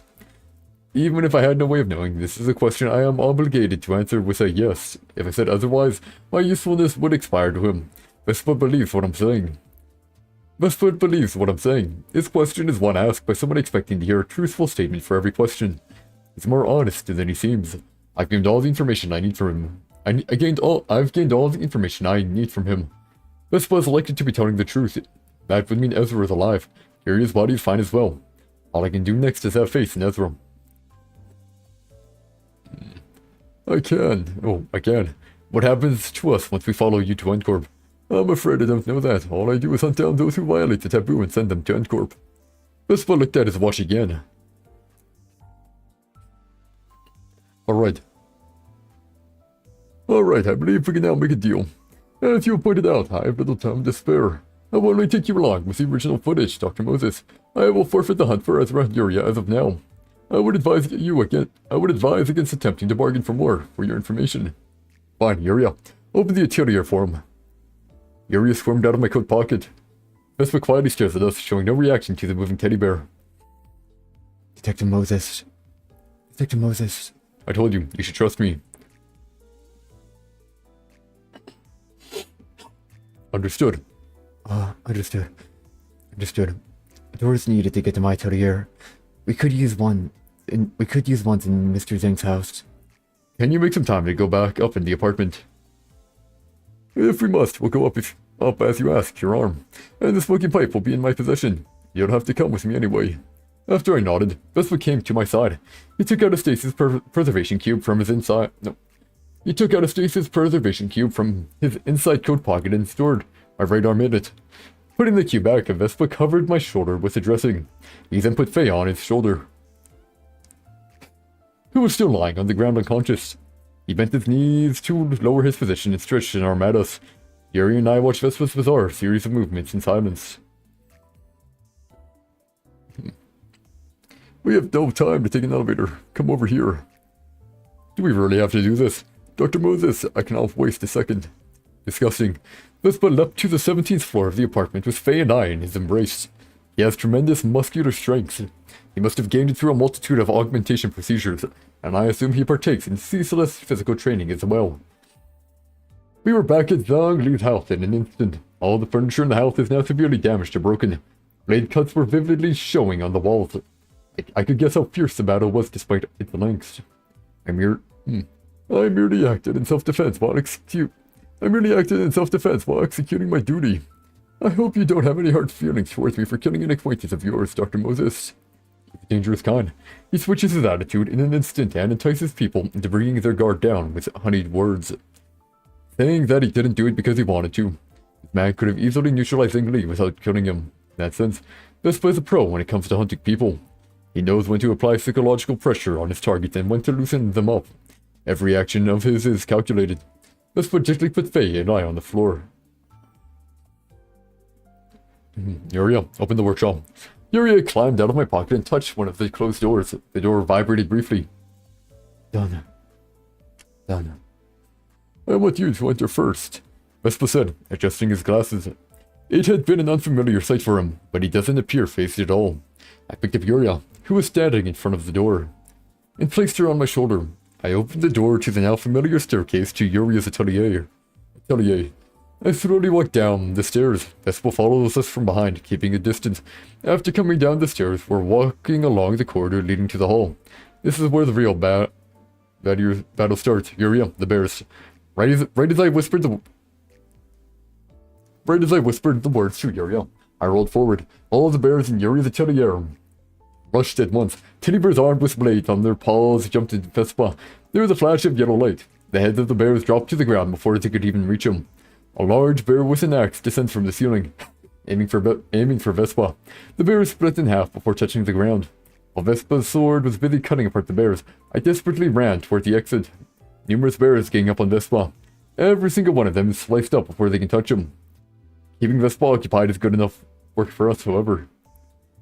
Yuria, you can't pump out an unlimited amount of bears, can you? Of course I can't. Oh, the faint from dizziness. I'm squeezing my brain right now. Yuria struggled to speak, clinging to my shoulder. Dr. Moses, I am disappointed. Vespa's quiet mutter reached my ear. I arrived at the stairs leading up to the outside, and I took Vespa. You'll find the footage you're looking for at the end of that corridor. You'd best settle for retrieving the footage. Vespa is surrounded by a legion of teddy bears. It's physically improbable that he will come for us immediately in that state. I just need to take a few more steps up the stairs. I intend to keep my word. I am taking with you and the footage. Light flashed for a split second. I fell down on my face with a groan. A spear penetrated my left thigh and nailed itself to the floor. This is a tool for hunting humans. It's a harpoon, not an ordinary spear. Darn it. The hornet was embroidered on his clothes for a reason. Vespa unhurriedly approaches me, slicing up the bears around him. I tried to pull the harpoon out of my thigh, but it wouldn't budge. I don't have the strength to remove this. Yuria tries to help me, but to no avail. Falling on the stairway, I lifted my head. All I had to do was climb up those stairs. Vespa was now right behind me. The exit seemed so far and faintward now. I suppose taking your head was a better idea after all. Vespa adjusted his glasses. This will not happen again. So this is how it ends. Hectopascal kick. 10 times the acceleration. Ezra landed her foot on Vespa's chest with incredible force. Vespa was flung far away at a remarkable speed. Detective, are you okay? Ezra was also covered in injuries. Just look at me and tell me if this looks okay. SOC Bay. Junior! Yuria hopped excitedly. Ezra responded with a wide smile. She must have been worried about Yuria because she couldn't protect her body from Vespa. But it's still too early to be relieved. Most foes would have been reduced to pieces of flesh and bone the moment they came in contact with Ezra's flying kick, coming down from the height of a long stairway at full force. However, Vespa was only knocked away by its impact, the monster of a man. Ezra, please get rid of this thing stuck in my thigh. Hey, Detective, hold still for a bit. I grit my teeth. The harpoon was removed from the ground once Ezra gave it some force. Detective, can you get up on your own? Ezra has some time to help us. He has to face Vespa, who will come back for us in no time. Bay, I'll help Detective up with some repairs. Okay, I'll leave it to you, Junior. More teddy bears appeared and lifted me. They're probably manifested from the last of Yuri's mental strength that she could squeeze out. The bears carry us and speedily climb up the staircase. Ezra, follow us right away. With a blast of sound, a yellow light sparkles from the end of the corridor and dashes toward us. With a blast of sound, a yellow light sparkles from the end of the corridor and dashes toward us. In the fraction of a second, Ezra caught the yellow blade between her palms with a clapping motion. Excellent. Excellent. Okay, excellent. Excellent. Vesper remarked, shaking his rumpled hair with his vacant right hand. Detective, you should go first. Ezra shouted. Ezra, get up here as soon as you can. Ezra, get up here as soon as you see a chance. I shouted back. Don't think I can do. Don't think I can do that. Sorry. Ezra answered.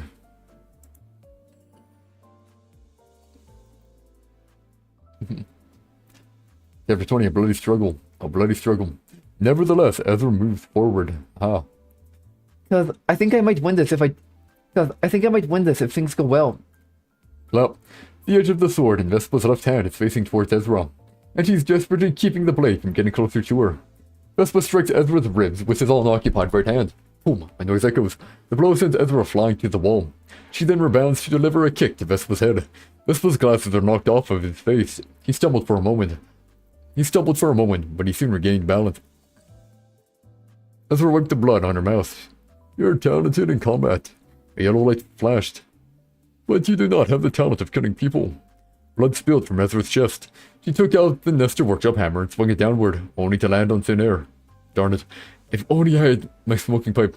I could have leveraged the situation in her favor somehow. I was halfway up the stairs. There's absolutely nothing I can do other than helplessly watch Ezra. Bay, remember what we talked about the other day? Yuri shouted urgently. I know, Junior. Come to think of it, the mask that was always used to cover Ezra's face wasn't there this time. A yellow light flashed once again. The flashing light left a trail across Ezra's waist. Oh, did she get mint free? Sparks flew up with an ear-splitting screech of metal. Ezra's left weight is padded with an object akin to a sheet of steel. Augmented armor, is it? I must wonder why you haven't used it until now. Oh, augmented armor, is it? I must wonder why you haven't used it until now. This is my first time using it, so... Flashes of light. Flashes of yellow light sparkle from Vespa's left arm. A piece of armor blooms wherever a yellow light strikes. The blade leaves yellow trails as it slices through the armor. But it fails to leave a deep cut. Ezra shrugs off Vespa's attack and swiftly closes in on him. That's my Ezra. Ezra's cyclement is thoroughly protecting her. She drilled a fist into Vespa's chest without hesitation. The sheer force of the punch produced a sound wave that resounded through the workshop. Vespa flinched with a cough. Ezra gave him no rest from the flurry of her fists.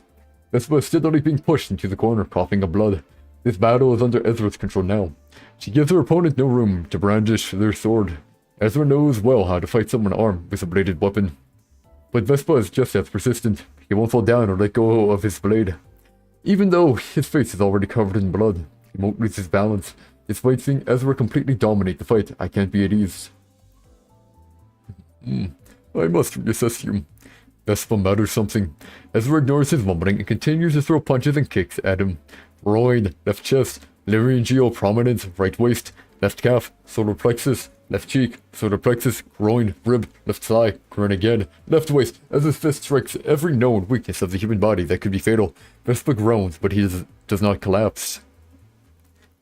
Yeah, still reading indeed. Reading a lot. Don't know how, pregnant for like for around 2 hours 30, probably around, Josh. And then tomorrow, Valorant again. Tomorrow should be Valorant again.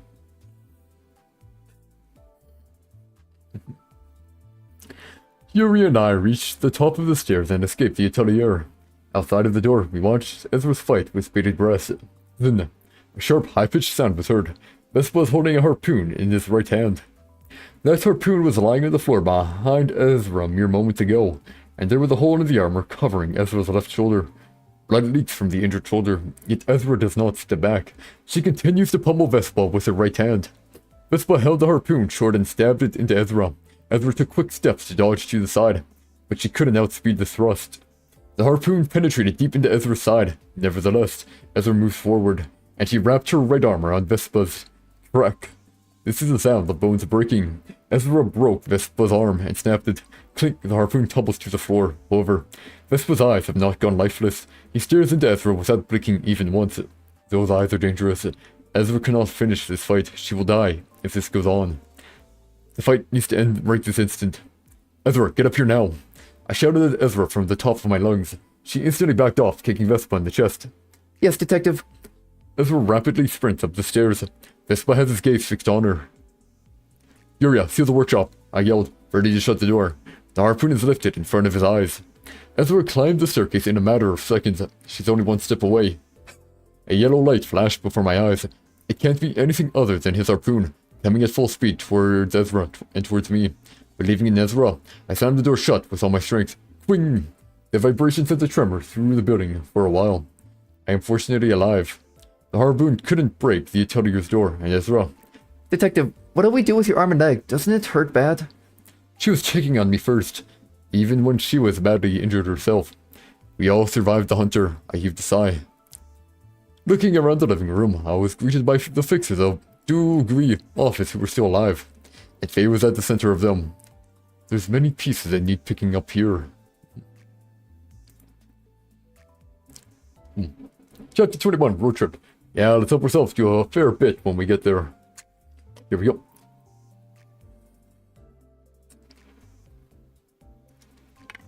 Bit of water. Can I help? There's another voice. Ah, fudge. I don't have too many characters. Crap.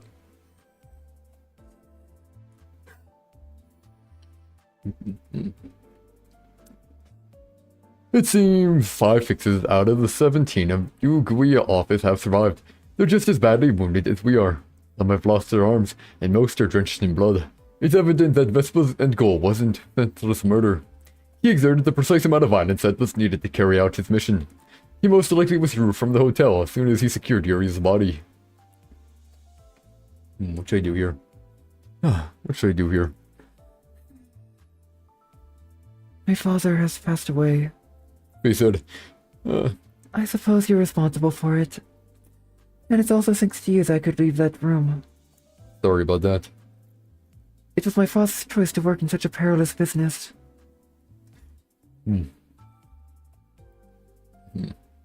True. Our work is a risky business. Who is the current representative of Degree office? I'd like to settle up the charge for this request. Yeah, sure. As per tradition of the Degree office, Miss Fay here will be inheriting the position as representative of the office.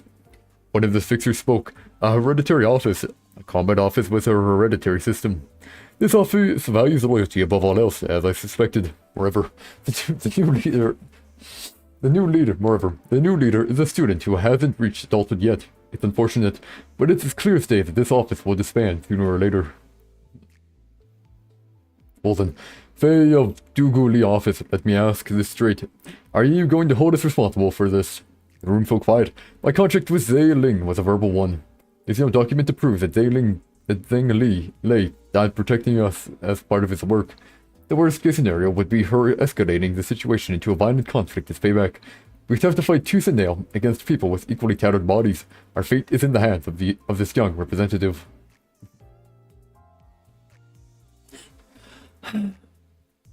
Everyone, let's take time to heal up before we continue the conversation. I have a lot I'd like to hear from you. They suggested with a calm voice she is a wise child. Ezra broke into Vespa's car and extracted Yuria's body. Her body was untouched, just as Vespa said. We returned to our office with it. Vespa was surprisingly gentle about combing through our vacant home. It seems our office looked nearly identical to how it was when we left. Ezra and I took an HP tablet and went to sleep. There was much we wanted to discuss, but we were on the verge of collapse, physically and mentally. We decided to save talk for the day after. Gui office lunchtime. The three of us sat on a sofa. Faye modestly sits in the leather sofa where her father used to frequent. President Faye, may I explain our situation and stance first? Yes, go ahead. Yes, go ahead. I made a deal with Zhang Li, the previous representative of Gui office. The contract was to hire all fixers of Gui office for 2 weeks. I needed their help because we broke the taboo of District 14 and a taboo hunter began pursuing us. I agreed to pay as much as they demanded according to the rules of the office. However, we only vaguely discussed the payment and never decided on the exact sum. And I didn't disclose the identity of my pursuer to them. If I told them I was being chased by a taboo hunter, most would refuse to take the request, so Zhang Li gave me another condition. To solve the strange happening taking place in his house, I had informed him that I run an office that solves mysteries and unsolved cases, which likely led him to bring it up. And the peculiar occurrence in his house was related to you, President Faye. I followed Zhang Li to his house, and saved you in my own way, thus fulfilling one of the conditions of our contract. Shortly after I solved this case, the taboo hunter came to the house to capture me, and Zhang Li died in the process of defending me as part of the contract. This is the way things happened. You're telling the story in such a dry tone. I also risked my life to save yours, mind you. Even though there's no physical proof, I can say with certainty that I made a deal with him that involves lives and money. I know. It's not that I distrust you. I just hope to hear you express your condolences to my father. Yes. I personally feel quite grateful to Zhang Li as well. Even after knowing that his opponent was a taboo hunter, he didn't hesitate to brandish his weapon against him in order to protect me. Although, it would be fairer to say that he did it for your sake, Faye. And I heard from Ezra that she managed to safely escape from the hotel thanks to the fixers of your office. My appreciation and condolences to Zhang Li and all the other fixers of the office who passed away knows no bounds. Ezra nodded next to me. Yeah, your words hopefully comforted my father's spirit a little. They looked down for a short moment. This request your office has taken isn't over yet. We will protect the people of Moses' office for the remaining 13 days. Yes, boss. Yes, boss. The fixers of Gui office answered in unison. I'm quite touched by her kind heart, but I must say it feels like a child playing boss more than anything. The office has already lost most of its strength. A cold-headed representative should nullify a baseless request like this and focus on reorganization. I know that my decision may seem silly to adults. You're probably thinking that it won't help us in the long run. But there's something my father once told me. Our office is bound together with loyalty. So I'd like to repay you for staking your life to rescue me. Besides, you promised to ponder on my troubles together, and you'll have to be alive for that. She got me there. The child may have a faint heart, but she is a person of will. Crane, please contact your sister offices. Tell them the Dogi office is requesting help. I think they're standing next to Faye nods. Thank you, President Faye. Our office is deeply indebted to you. I stood up and formally showed my gratitude. My father taught me what to do in case his day arrived. From now on, I'll have to learn from the people here. Faye stared into the space for a short while, immersed in thought.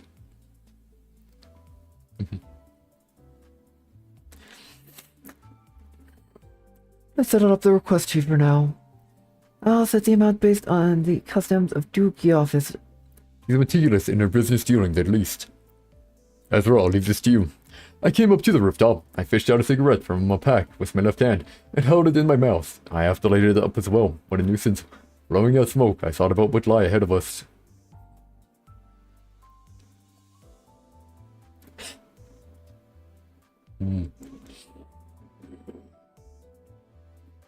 Wait, the smoke's in there. How's she gonna get it? I don't know.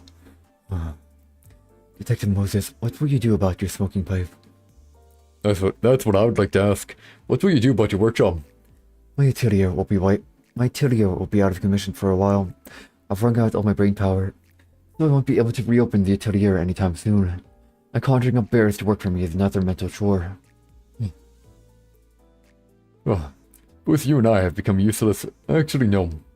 At least I can still see the distortion. I'll work like a dog once my atelier is back in business. Yuri spoke in a tiny voice. Detective, I've got a huge discount.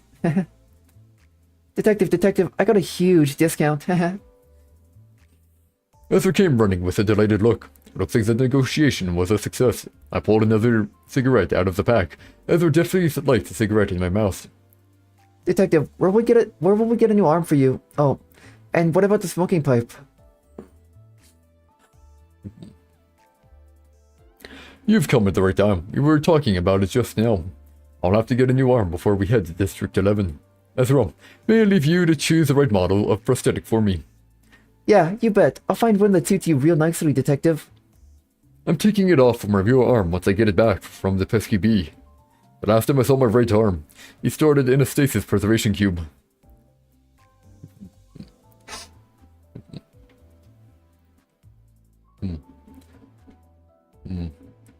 Maybe that stupid hornet. Maybe that stupid hornet will starve to death if we keep him trapped in my atelier for long enough. Waiting it out is one way, sure, but a fixer at Vespa's level can take procedures that allow them to last long without food or water. We don't know what kind of augments Vespa has, which means we don't know when or if you'll actually die of starvation. Tell me, how will Vespa rampaging in your workshop affect you?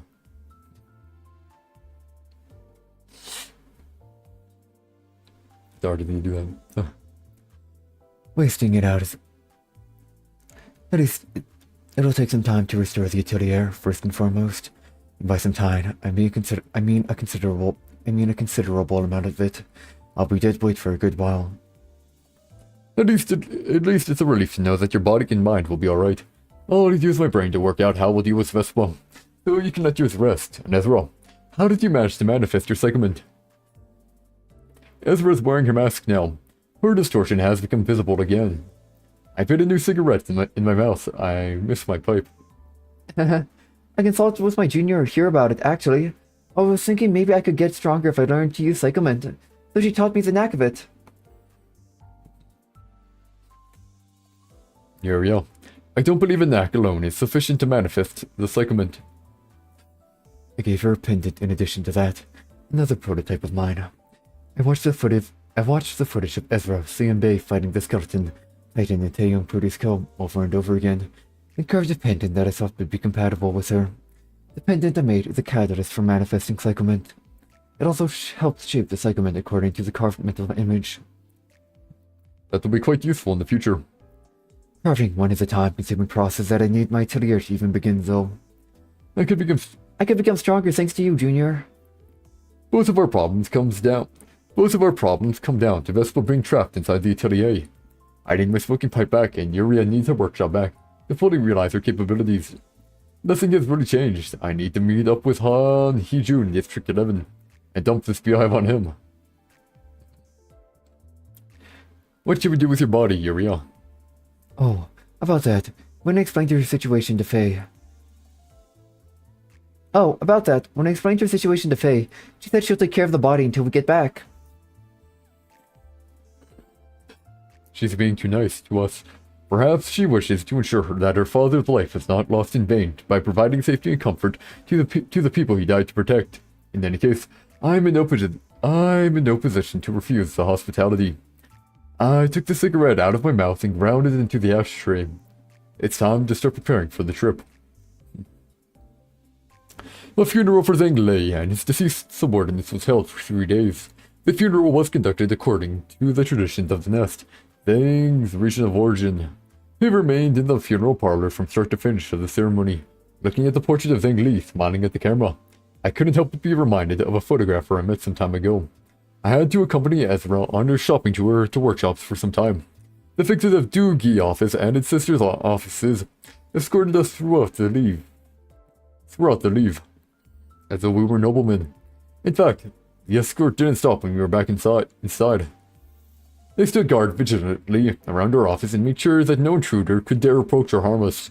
I spent the rest of my time talking with Faye about the distortion, about what happened to her, and how she should live out her life hereafter. The time passed steadily. 30 minutes until the warp train departs, I puffed my last cigarette in the smoking lounge. Warp trains, they always reach their destination in the blink of an eye. Ezra waves at me from the platform, carrying her dimensional bag over her shoulder. She must be thrilled about this. I put Uriel in my coat pocket. I made sure to tell her to act like a doll for a good while. Faye and the fixers of Dogo office come over to see us off.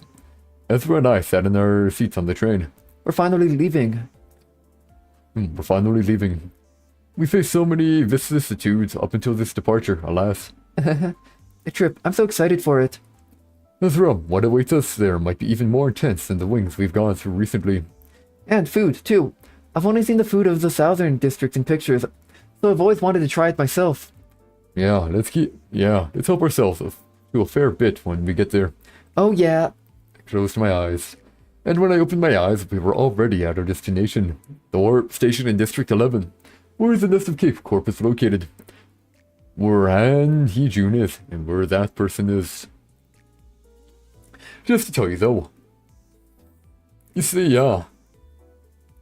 we used a warp train, And warp trains, well, they may appear to be in the blink of an eye.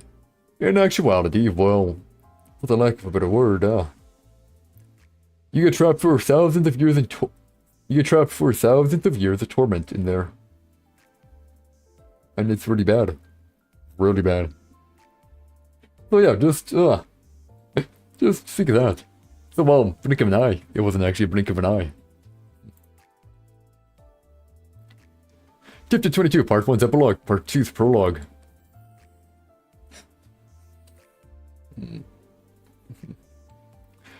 Greetings, Dr. Moses, you've come at last. A familiar pair of arrogant eyeballs await me right outside the warp terminal. The way he speaks infuriates me even more. At last, he says, like I had any choice. I was caught in the shrewd trap he set up. His words could very well mean as I expected. Didn't you tell us to come to your workroom at the association? I came here to pick you up instead, because we have no time to lose. What happened to your right arm? It's appalling to see him assume an air of concern. Ezra, deal with whatever he has to say for me. I'll be in the smoking lounge for a bit. Got it, Detective. Oh no. Moses, is that really you? Moses? This voice, that son of a beep. Honey June screwed me over in more ways than one. Perhaps the real meaning of his at last was in spite of everything. Detective. Oh. Detective. Ezra quickly stands between me and the unwelcome guest. Ezra's here too. I missed you two so much. Her despicable voice, her sly eyes, and her pitying gaze toward us. Please just leave. We can't handle this, not today. Ezra pleads in a quavering voice. Moses dear, I forgot all about what happened that day, so can we go back to how we used to be in the good old days? Pretty please. Oh my gosh, hi. Moses dear, I forgot all about what happened that day. So can we go back to how we used to be in the good old days? Pretty please. That person hasn't changed one bit since that day, from her appearance to her demeanor. Righty June, it's all in the past, isn't it? Honey June, stay silent. That day, I led hundreds of people to death. I wanted to save them from Dia's arms, but I could not. Diaz, what shady bullcrap were you plotting with Taeyong Produsco in District 14? Holding in my feeling, I quietly asked. That thing, actually... Lady Diaz. Lady Diaz, I'm afraid we'll have to take a rain check on that. Lady Diaz, I'm afraid we'll have to take a rain check on that. Dr. Moses has to take care of an urgent matter for the association right now. Honey June intervened with a laugh. Oh, really? That's too bad. Do invite these two to my home later, okay? Understood. I'll arrange it as soon as the doctor finishes her mission. Sat in the backseat of Honey June's vehicle. None of us are willing to speak first. I gaze out the window. The reason I've come to District 11 is not to make money. Keep my name in the association or to solve distortion. It's to face the past. I had to be confronted with it someday. As I explained months ago, The Seven Association wants to the Distortion in its home, Doctor. Are you two listening to me? Mm-hmm. At least I am, Kijun Sambe. Ezra answers in my stead. We're heading to a rural village. Our association has been keeping an eye on the place for the last 2 months, and the time is ripe to harvest that fruit. Are you saying that the town has been ravaged by the Distortion already? I opened my mouth. No, it's a peaceful place, but it is distorted. Even I could tell, and I'm not capable of seeing the Distortion. The car stopped in front of the street. We've arrived, you can get out now. Ezra and I stepped out of the back. And June lowered the driver's side window.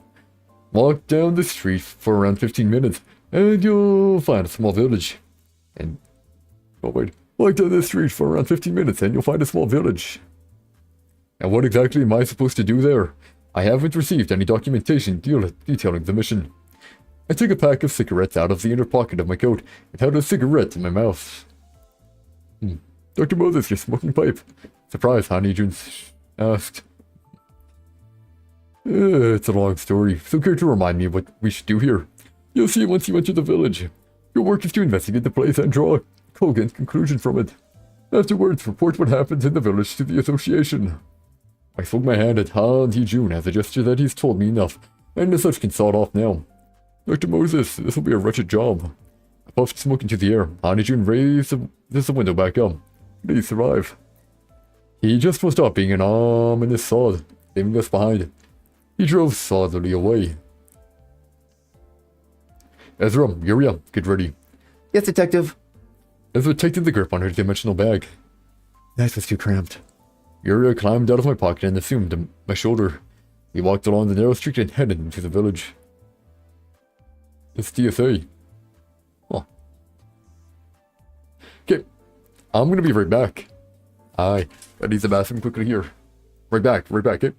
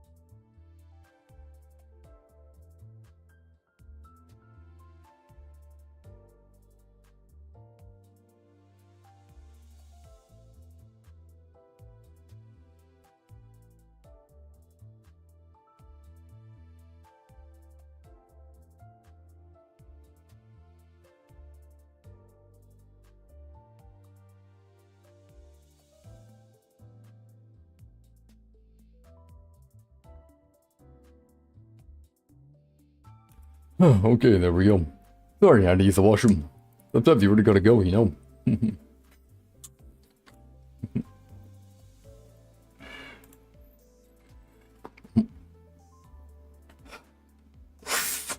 bit of water always help. Here we go, chapter 23, Kirkus Village. Right now is the season for the harvest festival of our town. It's 10 in the morning. The sun beams down on the somber alley. We walked up the winding street. There are many unknown paths like this in the back streets, uncharted streets not shown on any map. Walking into an unfamiliar street poses a great risk. As is the case with the nest, each area of the back street has its own culture. Unexpected savagery could be waiting around the corner. Walking down the street for around 15 minutes as Han Heejun instructed, I could see a sign that read Kirkus Village. He didn't bother to give me a detailed description of this town. What are the cultural characteristics of the village? Are there any tamboos? Anything? Would it be okay for us to readily set foot in this village? It probably will be. As much of a shitty creep as Han is, he's not the type of person to lead us into death in such a primeval way. I took some time to smoke at the entrance before entering the village. Detective, do you want me to prepare for combat just in case? Ezra asked, but I shook my head. Because we have no idea what this place is like. We shouldn't let ourselves look nervous. Let's act natural and pretend that we're travelers. Xianbei would be perfect as a food tourist, exploring local eateries. Yuri added. I smiled a little. That certainly does fit Ezra well. That doesn't sound bad. We'll disguise ourselves as travelers or writers. That doesn't sound bad. We'll disguise ourselves as traveling writers who tour small restaurants hidden in the alleys and street corners around the city. My work is to cover the menus and evaluate the quality of their food. As for you, Ezra, you can be my traveling partner and bodyguard. A person who goes around corners of the back streets would need someone to escort them, which justifies your use of force. Gosh, I love that idea. I want to be a bodyguard that also judges food. Gosh, I love that idea. I want to be a bodyguard that also judges food. Do as you wish. And Yuriam, don't say a word outside of emergencies, and keep your voice low when you do have to talk. It'd be a hassle to explain how a teddy bear can move and speak to the townsfolk. Duly noted. I ashed my cigarette in the portable ashtray.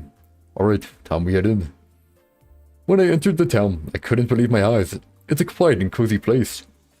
Lush flowers and grass line the streets. I see houses and buildings in vibrant colors that don't match the grey tone of the city. Brick houses and buildings in vibrant colors that don't match the grey tone of the city. Brick houses that are about 2 to 3 stories tall, wooden roof. This beauty and peace is what you'd expect in a nest somewhere. How could a town outside of the nest be so calm and pleasing? I know that there are many alleyways known only to few. I have never visited a place in the back street that is as snug as... But I have never visited a place in the back streets that is as snug and tranquil as this fairy tale town. Perhaps it's my knowledge that is shallow. Maybe there are more places like this out here. Wow. Ezra seems to be struck with amazement as well. I looked around to see if there was any villager I can talk to. Not a single person outside. Perhaps it's obvious this is a weekday. The townspeople likely have jobs to do and money to earn. Even then, this is eerily quiet. Looks like I'll have to poke around the buildings in the town. A restaurant should be an ideal starter. Ezra, look for eateries nearby. Will do. Ezra takes the lead with brisk steps. She seems quite excited. I lazily follow her along. This town appears to have about 50 households. The population would be around 80 people. A diner, cafe, or pub. There had to be at least one of those venues. Detective, over here, I found one. Ezra waves her hand at me. Looks like she found something. I see a door with a sign that reads, Damar Tea House. Hearing the clanging of chimes, Ezra and I entered the cafe. It's a small venue with 4 tables and a floor space of 15 pyong.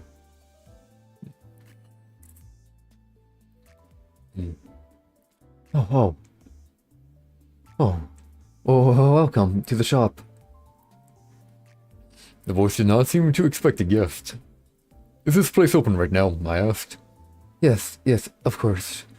I presume you don't often get customers at this hour. You see, our town is a rather remote spot. They've rarely had any visitors outside of the townspeople here. Oh dear, they are a little wary of us. I suppose this is a closed village as I suspected. I must say, I was surprised as well. I never thought I would stumble upon such a beautiful town in an unexpected place like this. Ah, pardon my manners. Let me introduce myself. I'm Momo, a traveling gourmet who seeks out unknown I'm Momo, a traveling gourmet who seeks out unknown restaurants in obscure locations. And this is my partner. I'm Miss Momo's partner in travel, name's Ezez. That's a false name, just as elaborate as mine. You were travelers, I see. Our town certainly is pretty, but I'm afraid it's not famous for its food. It's fine. Finding new restaurants on the streets I'm visiting for the first time is a genuine pleasure to me on its own worth. I'm Dewey, owner of DeMar Tea House. Oh, let me bring you the menu. We chose a table and took a seat. It's a charming little tea house. I could feel the warmth of a wooden construction. The afternoon sunlight shines through the windows, a sense of serenity and relaxation, which is a rarity of the city. It's like a luxury that only those in affluent areas can have a taste of. Here's our menu. Take your time and give me an order when you've made up your mind. Whoa. It's only just that... Whoa. It's only just that... Whoa. It's only that... No. Well, it's only just that a true alley restaurant connoisseur should try out every dish on the menu, right, Miss Momo? As for you, glutton. Slow down, Mrs. S. Did you forget that a rule is to only try 3 dishes the chef recommends? Oh, haha. Slow down, Mrs. S. Did you forget that a rule is to only try 3 dishes the chef recommends? I lightly pinched Ezra's hand. She frowned a little in response. Dewey looked at us with a smile, seemingly amused by our little banter. Ooh. Oh, hey, isn't that doll Kokomi's a red bear? It's a teddy bear that was found for a while before it got discontinued. Go, what? I was confused by that question that came completely out of left field. What's a Kokomi? What's a Kokomi? Well, what's a Kokomi? Ezra naively asked, you idiot. We're supposed to go with the flow, not ask questions about what is common knowledge to them right away. This will only make us look more suspicious. Oh, right. You said you're travelers. I guess you come from a pretty long... Oh, right, you said you're travelers. I guess you come from a pretty far away place.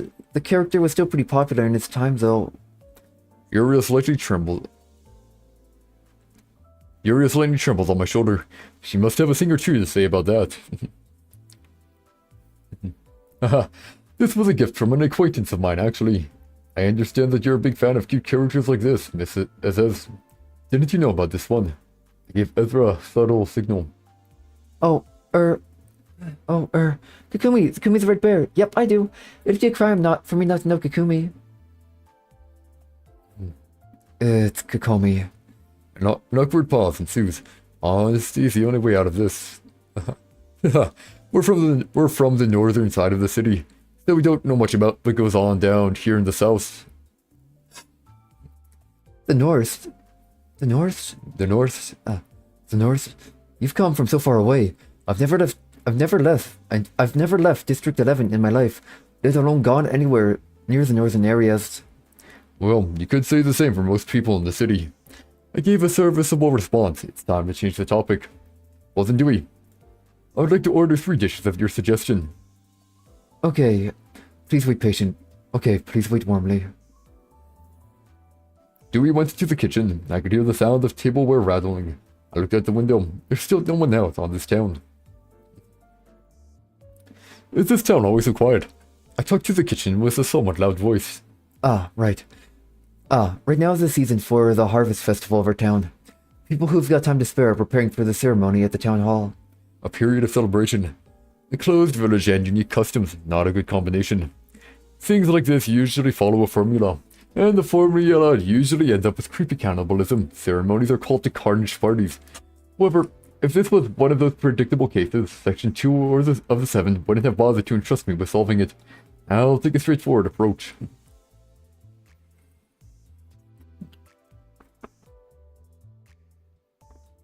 There we go.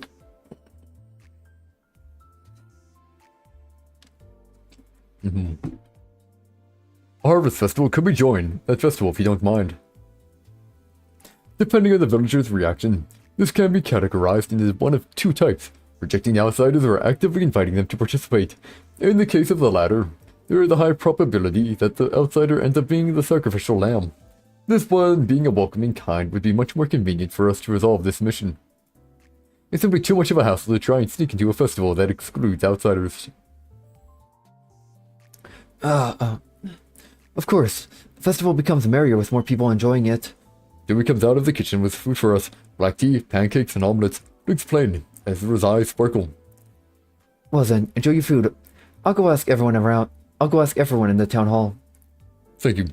Smiling, Dewey left the restaurant. Ezra, what do you think? It was quite orthodox. You think so too? You think so too? Yep, a fairly sweet vanilla-flavored pancake, a moderately soft omelet, and a moderately fragrant cup of black tea. All standard. I placed my hand on my forehead.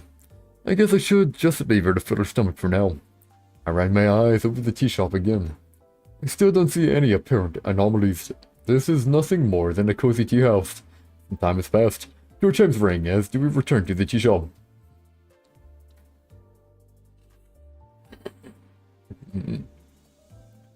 Hopefully they aren't too crazy here. They probably are, eh? Miss Mrs. S. The townspeople all gladly agreed to let you participate. Shall we head to the town hall if you're done eating? Quite the welcoming kind. I have no reason to refute it. The faster this job is dealt with, the better. Will do. Mrs. S., how did you enjoy the meal? It was overwhelmingly satisfying, Miss Momo. We left the restaurant to follow Dewey. The time is just past 1 p.m. This village is a fascinating sight to behold. If I ever earned the right to retire and live to an old age, perhaps this is where I'd choose to spend the rest of my life. While I was immersed in such thoughts, we arrived at the town hall. This appears to be the wildest building in town. Everyone, here are Miss Momo and Mrs. S. These visitors I told you about earlier. Ezra and I nodded a greeting. There are about 40 people inside the building. Each of them bids us a welcome. This is not good. I looked at Ezra and back at the townsfolk. Now I understand why Han and Hee-jun gave me this job.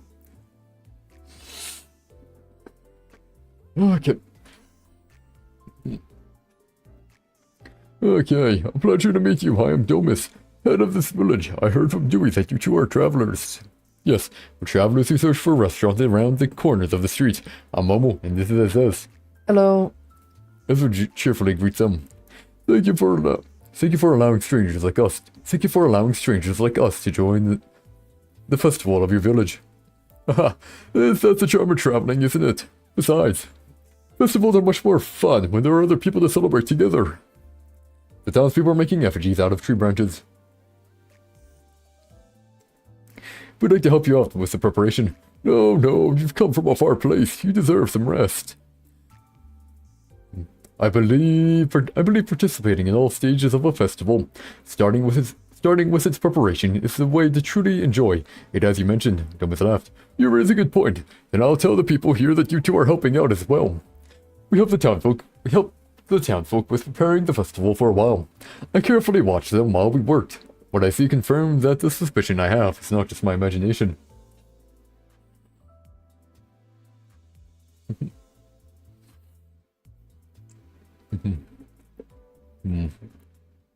See, we helped the townsfolk with preparing for the festival for a while. I carefully watched them while we worked. What I see confirmed that the suspicion I have is not just my imagination. Is there a place where I can smoke in this village? I asked the villager standing next to me. Oh, you're free to smoke outside as long as there's no one around. Just make sure not to throw the cigarette butt on the ground. Sure thing. I stepped out of the town hall. The clock struck 4. There's still not a single person out in the town streets I can see. I went to a remote place and pulled out a cigarette, and they placed a hand on my forehead. Detective Moses, did you figure out anything? Uriel whispers. I puffed out smoke. Yes. Yes. I cannot see the distortion from any of the townspeople here. Let's probably aim for around 25. Probably aim for 20 to finish 25, so we start 26, and we're gonna have 14 left. Right? No, for the 42, right. 42 here. Let me think here. 42, we want to get to 25. 40. So I'm probably gonna need 17 chapters in one go. If I stop at 25. So maybe start with 26 then, I don't know. Because, let's see here. If I stop at 26, that means that, 27 to 42. 27 to 42, which is, give me a second here, okay, so... 5... 15. No.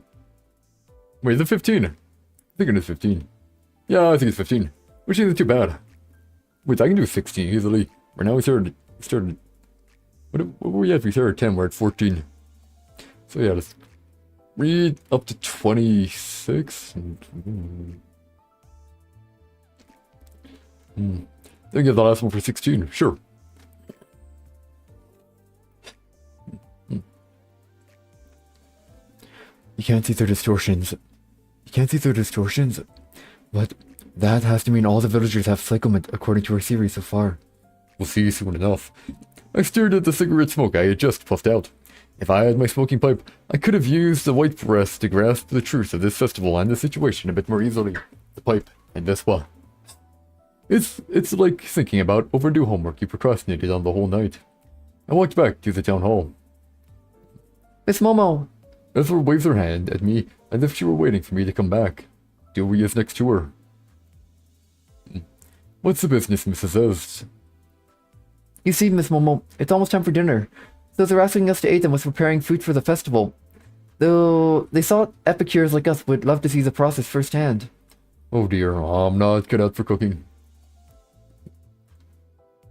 Oh, but Miss Momo is a terrible cook. What do we do?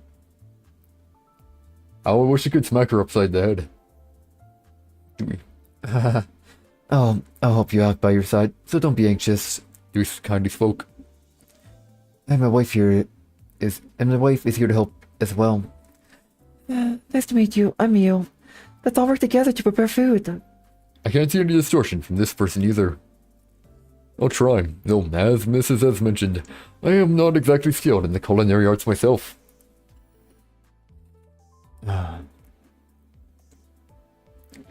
Don't worry too much about it. We make special kinds of food for the festivals. You said, a special dish. Human meat would be too cliché for this case. Ezra and I followed the two into the kitchen inside the town hall. Around 10 people are gathered in the kitchen, preparing ingredients for the food. The kitchen feels as snug as the rest of the village. The earthy smell of the floor dough filled the air. Dewey and I stood before the kitchen counter. Ezra wanted to help me with preparing ingredients. We washed our hands with soap, and I wore the apron Dewey gave. So, what are we going to make? Bread and soup. That's rather simple for food served at a festival.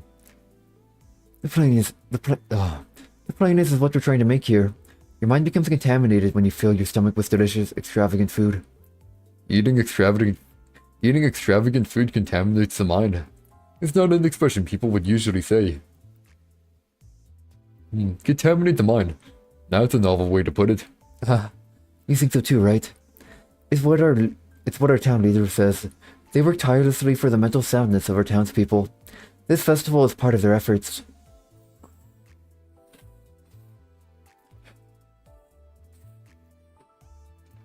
Will the mind become healthy after participating in the festival? Of course. You'll get to experience it as well, Miss Momo. During the festival, we wash away all the filth from our minds. Maybe that's why our town hasn't had any crime at all, unlike most other towns.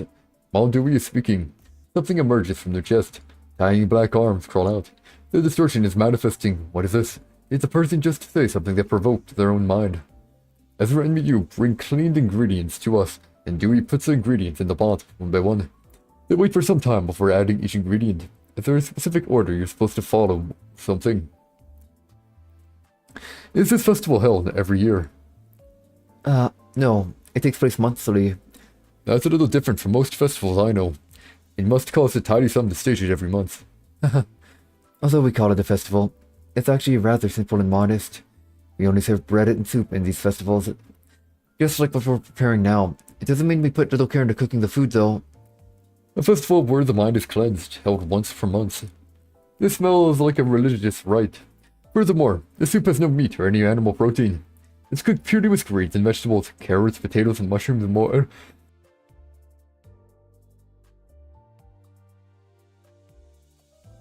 Sneezing, sorry. Sorry, you know what happened. Okay, furthermore, the soup has no meat or any animal protein. It's cooked purely with greens and vegetables, carrots, potatoes, mushrooms, and more. It's an average vegetarian food. Denouncing meat as an impure food is, I believe, commonly seen in many religious activities. Oh, okay, Miss Momo. Let's see the food with... Okay, Miss Momo. Let's season the food with a pinch of salt now. A festival where the mind is cleansed. Townspeople whose distortions cannot be seen. Do we saw the manifestation of the distortion? I need a few more clues to draw out an answer. Wait, Miss Momo. That's sugar, not salt. Wait, Miss Momo. That's sugar, not salt. Wait, Miss Momo. That's sugar, not salt. Oh, the cooking is almost finished. I didn't see any suspicious ingredients, such as hallucinogens being added to the soup throughout the process. The festival is about to begin.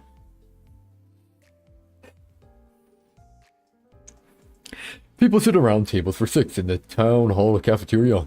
Bowls of the soup we made are placed on each table. A loaf of baked bread is put in front of each of us. Our table consisted of Ezra, Dewey, Miu, myself, and lastly the town leader, along with a couple of life-size wooden effigies. They're the figures the townsfolk were making during the daytime. The effigies also have soup and bread placed in front of them. I looked around. There's a stage at the front of the dining hall. On the stage is a steel chair. The cafeteria in a way that people can see the stage from their tables. The cafeteria is structured in a way that people can see the stages from their tables.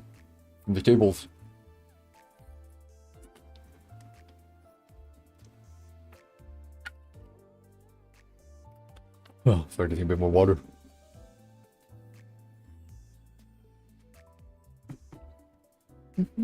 This Momo is completely devoid of meat. Let's rewind. Sitting across from me, I ignored her. There are more important matters to address. I can see now the distortion from the townspeople. The degrees of their distortion are all mild and slight like Dewey's. I reckon not everyone in town has joined this festival. There are 57 people in this dining hall, excluding Ezra and I. No, that's not the case. Oh, no, that's not the case. All the villagers have gathered here.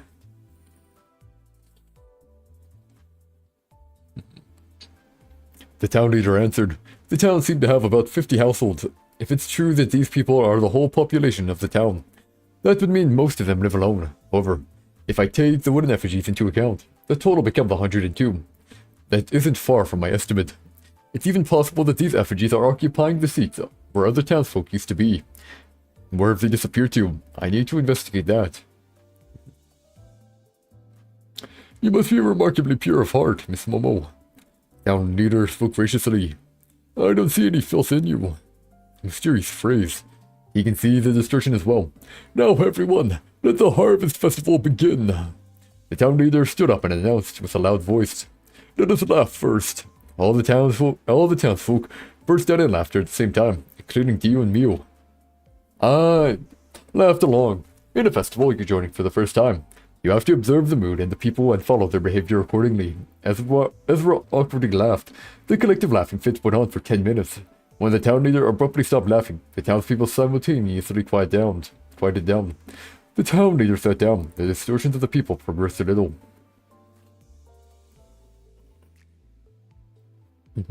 Let us eat the soup. Let us eat the soup. The leader spoke with majesty. The soup had a clean, savory taste. The bowl wasn't too large, so we could eat all of it before 5 minutes passed. Let us gush out our anger. Let us gush out our anger, you filthy, heinous bastards. The town leader lashed out at the wooden effigy sitting at our table. People all yelled profanities too vulgar for description at the effigy sitting at their tables. What are they upset about? Dewey and me are doing the same. Pointing with forbidding faces, Ezra and I followed suit. The townspeople's distortions progressed further, once again. When the town leader stopped cursing, the whole cafeteria fell quiet. Let us eat the bread, the town leader said, blowing their ragged breath. It's an ordinary loaf of buttered bread made from flour. The loaf is about the size of a fist. It doesn't have any particular flavor. The people quietly eat the bread. Crump. I could hear a loud noise of teeth biting into something hard next to me.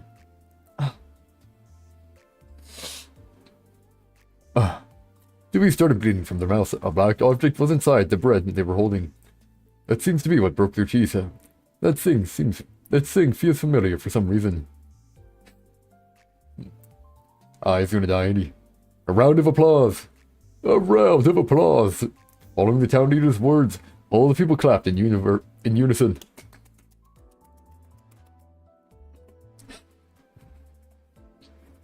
Dewey, go to the chair. Yes. Dewey slowly rose from the seat and walked to the front of the dining hall. They climbed to the stage and sat on the steel chair. Let us all cry for Dewey. Who will receive all our filths? The town leader says, gritting their teeth and dropping tears. Everyone in the dining hall wails. The people cried their hearts out for Dewey. Something starts happening. The distortion of the townsfolk grows severe. The leader put the tiny black box on Dewey's head. The thing bears a close resemblance to the box we saw at Tae Young Produce Co. The only difference is the size. I see now. I have to stop this now if I want to save Dewey. My head is ringing from all the cries. The box begins to vibrate. Detective Moses, this is... Vera whispered. Ezra, pull Dewey out of the chair right now. Got it, Detective. Ezra sprinted from her seat without delay. This is similar to the case of the Tae Young Produce Co. Distortions flow out of people. A stream of distortions akin to a river is made. The extracted distortions seep into Dewey, who's crying. Miu screams as the distortion manifests from her body. Her distortion is then pulled out of her, flowing to Dewey. Dewey is taking up all the distortions of the villagers. In their words, they're receiving their filths. The place is filled with the sound of lament. Dewey's body gradually swells in an unstable manner. This is driving me mad. Ezra stormed out to save Dewey, but she soon falters and kneels down. Even Ezra's distortion is about to be pulled out. What happens if the distortion is extracted from a person? Will the mental scars associated with it be erased? No. This is not the time to think about such things. I smashed my right elbow on the table. A blade extends from my prosthetic arm. The dining hall is still echoing with sorrowful cries. Stop what you're doing this instant. I held the blade of my prosthetic arm at the town leader's throat. Everyone, let us rejoice! Rejoice! Let us rejoice now! Rejoice! The town leader shouted without so much as a flinch. The townspeople cheered. The shout of joy could be better described as screams. Let us bid farewell! May their parting a joyful one! As soon as they finished their words, the stage floor beneath Dewey opened, causing him to fall through the gap. A dull sound was heard moments later. Judging from the interval between the fall and the echo, the basement space isn't deep below. Ream of distortion follows Dewey into the space below the stage. The trapdoor begins to close. The screams of bliss continue. Ezra, we need to go after Dewey. I ran forward and helped Ezra. Curses, the trapdoor is about to close. I used all my strength to get up to the stage carrying Ezra, who was on the verge of fainting. I pushed her down the opening before making the fall myself. Thud. I fell on top of Ezra. We thankfully didn't fall from a height too high. When I looked up, the ceiling was already shut on us. I can still faintly hear the cheering of the townspeople. A putrid smell stinks from my nose. I had to look at my surroundings. Detective Moses, look over there. Yuria said, her voice shaking. You gotta be kidding. I placed my hand on my forehead. This is a person. The distortion of distortions. This isn't the distortion of a single individual. It's an amalgamation of people's distortions. There are 45 of such distortions down here. They match the number of wooden effigies I saw above. I got blow my nose. Give me a second here.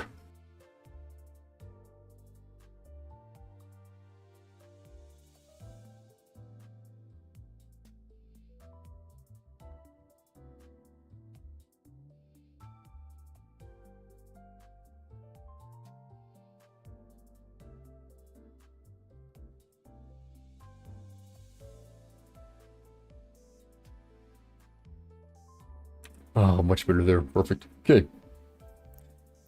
Okay, there are 45 of such distortions down here.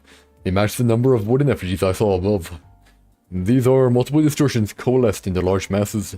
I cannot begin to speculate the cause of or abilities of these entities. Dewey moans and squirms, her flesh expands and bursts. From the ruptures, arms and legs grow out. A swarm of butterflies come forth, substance pour out. Utterly unfathomable distortions start crawling in our direction.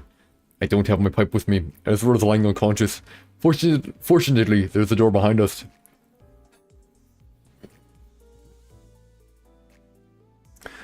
Uriel, can you open your workshop now? I quietly spoke. Huh, yes I can. Then summon it now. Understood, Detective Moses. Understood, Detective Moses. Uriel hopped out of my shoulder and touched the steel door. Now, if I open this door, I pulled the knob of the steel door, however, it won't budge. I used the ferry I'd been keeping in the inner coat of my pocket and gave it another try. The steel door still refuses to move. That means this door isn't a locked portal that leads to another space. This is functionally closer to a wall. It has been sealed from the outside, defined as a door that won't ever see its intended use. The distortion is getting closer.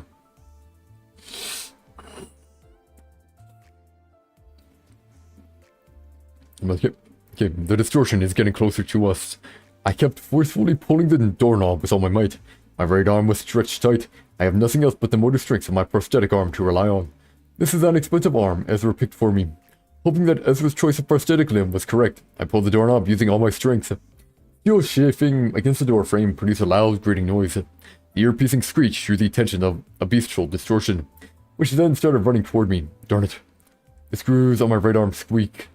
The joints connecting the prosthetic arm to my shoulder are starting to break from the strain. Blood leaking from the open gaps. This hurts like hell. I shut my eyes tight and squeezed out my strength one more time. Cring. With a roaring metallic noise, the door swung open. A flash of yellow light bolted across the room in a straight line. A gaping hole was made in the body of the beast-like distortion that had almost reached me. The yellow harpoon got lodged in the wall on the opposite side of the room. Vespa stands at the front of the open door with matted hair and a haggard look. He looked around for a bit before drawing his yellow wand. Dr. Moses. Dr. Moses, you still have to take responsibility. You will have to take responsibility for what you've done. Glaring at me, Vespa spoke in a deep voice. Chapter 25, The Cellar. Don't be mistaken, I'm not offering you a deal this time. This is a threat.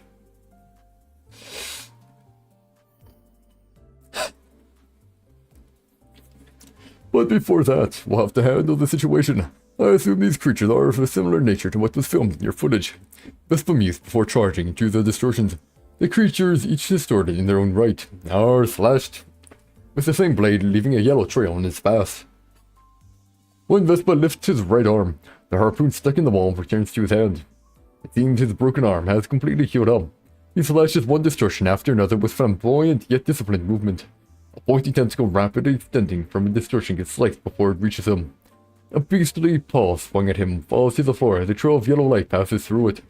After neutralizing each distortion, Vespa thrusts his sword and harpoon into them to end them for good. The subdued distortions soon restore to their human form, albeit as corpses brutally slashed and cut. I suppose this is the law of the phenomenon taking its inevitable course.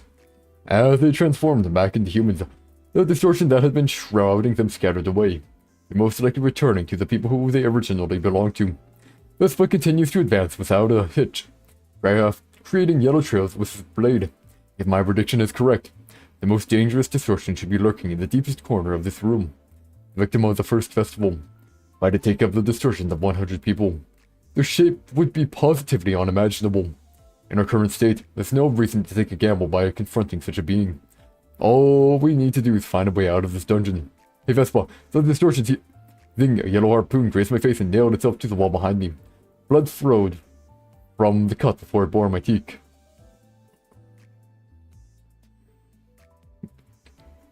Okay, silence, Dr. Moses. I do not wish to converse with a person who broke my trust, an obvious consequence. If you dare to run your mouth to me one more time before I ask first, my blade will slit your throat next. Nothing I say to Vespa will get through to him right now. I tapped Ezra on the cheek. He was still unconscious. There is no mask on Ezra's face, which means Dewey has a hold of Ezra's distortion, among many others. For Ezra to come back to her usual self, Dewey must die. This is a causality. I cannot solve the distortions here using my usual methodology. They are the distortions of so many people merged into one. It's impossible to face the paths of each and every one of them. The only option remaining is to physically dismantle them like Vespa was doing. However, as a result, while Ezra could return to normal, we will have to kill all 45 people trapped in this cellar, forever. What will become of the townsfolk who will be subject to the accumulated backlog of their own distortions pouring back into them at once? While it may be possible to solve their distortions that only possess a single texture, each as opposed to the amalgamations down here, those distortions will be severe to say the least. Distortion of a singular pattern, and now I see the picture. It was that son of a dog Hattie June's designed to cause this. Distortions tangled with impurity are not what the association needs. Pure distortion manifested from a single person. If we took care of all the distortion in this cellar, there will be 57 unmixed distortions up for grabs. Saving everyone was never a viable option in the first place. There was no saving this town the moment the townspeople started passing their distortions onto one another. The most reasonable choice I can make is to help kill all the distortion in the cellar, and to solve unmixed distortions that will manifest in the town hall above with my methods. If I woke up and just ran away with her, I'd be able to save everyone. I need my smoking pipe, but the pipe is in Vespa's possession.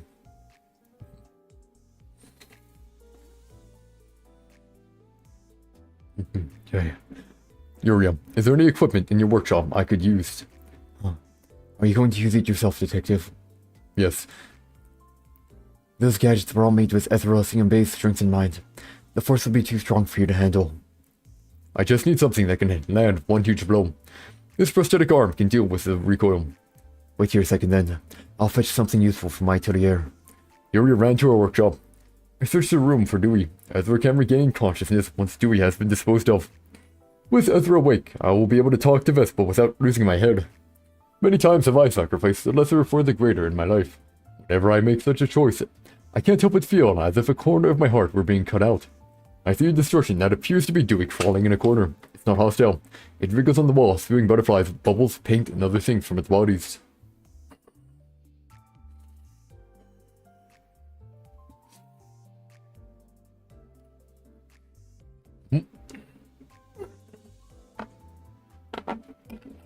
Oh shit. Here we go. Oh, here it is, Detective Moses. You can equip it on your right arm. Yuria handed me a giant's glove. It looks like a power gauntlet made for Ezra. Careful, Detective.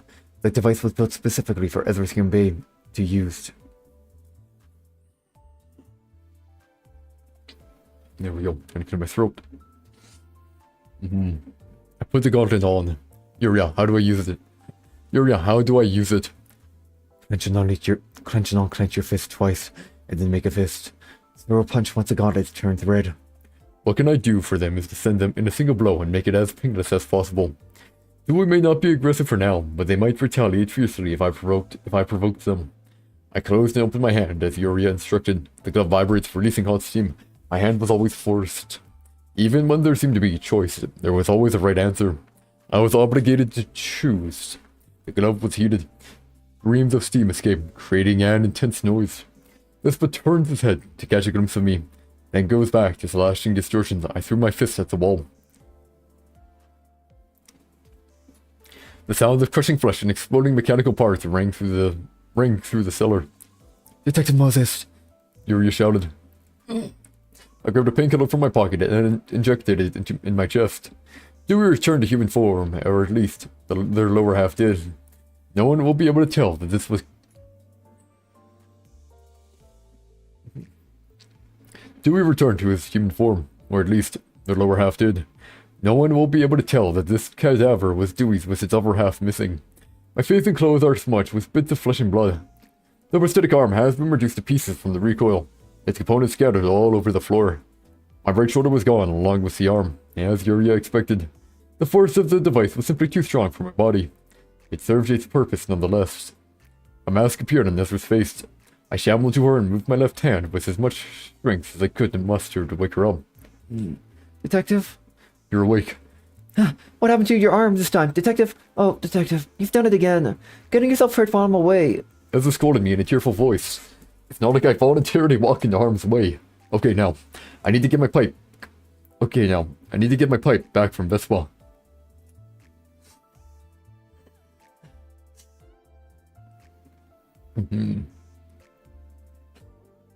Vespa, yeesh. What? How? What is he doing? Talk about inexorable. I'll explain the details later.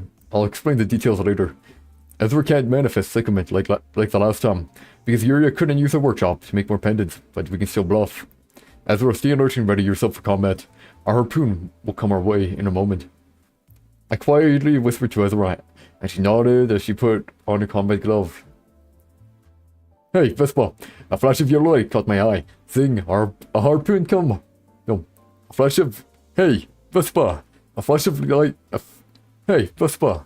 A flash of yellow light caught my eye. Zing! A harpoon came hurtling towards me. Ezra quickly deflected it by kicking its shaft with her right leg. The harpoon fails to reach me and gets stuck on the floor.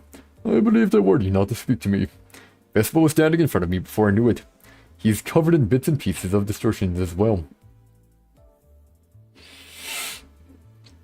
Do you wish to put a conclusion to our conflict now? Vespa said, sweeping up his rumpled hair. He looked haggard and gaunt, but he doesn't appear tired at all. His eyes still gleam with energy. Think you can handle us in that condition? Shaking dust off her hands as Ezra boasted. Don't be mistaken, I'm not offering you a deal this time. This is a threat. I looked into Vespa's eyes. If you don't follow my orders, you will die here. Besides, we're in District 11.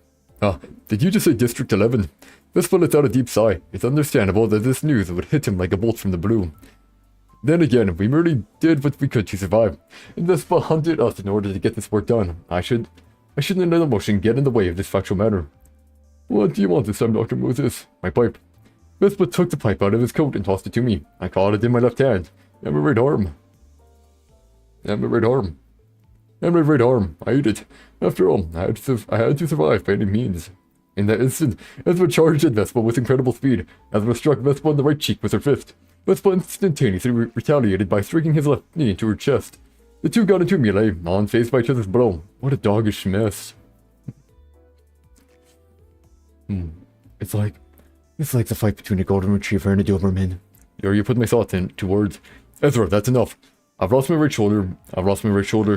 Even if I got my arm back, it would no longer be possible to attach it to my body. And I'm not a purist when it comes to body parts, either. Ezra took a quick step back and stood in front of me. Vespa, you saw the footage, right? I have. Vespa replied, spitting a bloody sputum onto the ground. The beings here are much the same as the creature in that video you saw, in essence. People with the know-how call them distortions. These are not ordinary distortions, however. They were artificially created, and are in fact distortions of multiple people mixed together. It would be easier to understand if you view them as something similar to the infamous pianist. Are they not similar to the monsters in the outskirts anyway? You could say that. Point is, simple physical force may not be enough to deal with some of them. There's no guarantee that their attacks will be physical, either. Didn't you feel it as you progressed further in?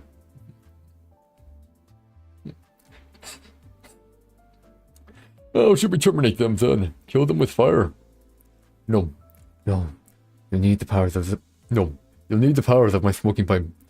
Area, I could use it twining ribbon. Yes, Detective Moses. Area went into her workshop. Dr.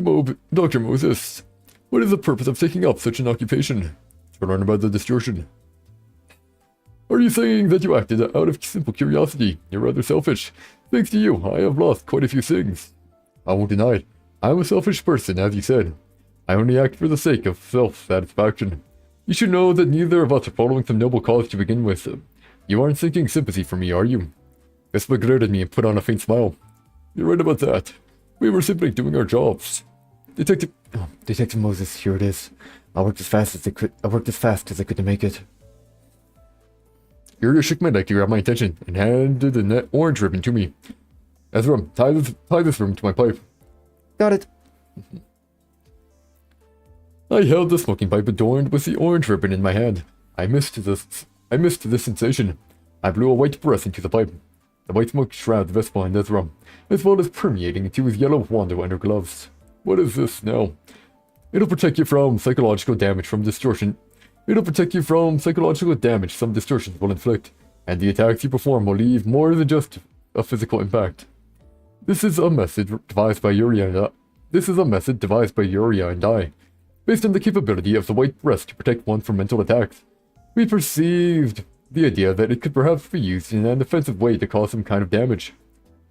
The preparations are complete. We will head deeper into the cellar and take care of every distortion in this place, and solve the distortions of the townspeople above. Vespa, when this is over, I'll do what I can to straighten out the situation. You certainly have a way of words, I'll admit. Well now, let's head into the deeper areas. Yes, Detective. Yes, Detective.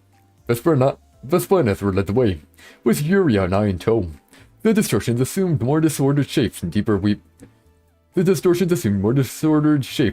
went. Ezra crushed them with her fist, and Vespa cut them down one. Vespa cut down the ones in his way one by one. The areas we passed through were littered with bodies of people who were freed from the distortion in death. I placed my hand on my forehead. I still haven't grown indifferent to the weight of actions like this. It feels as though I am constantly committing sins. Despite that, we must advance.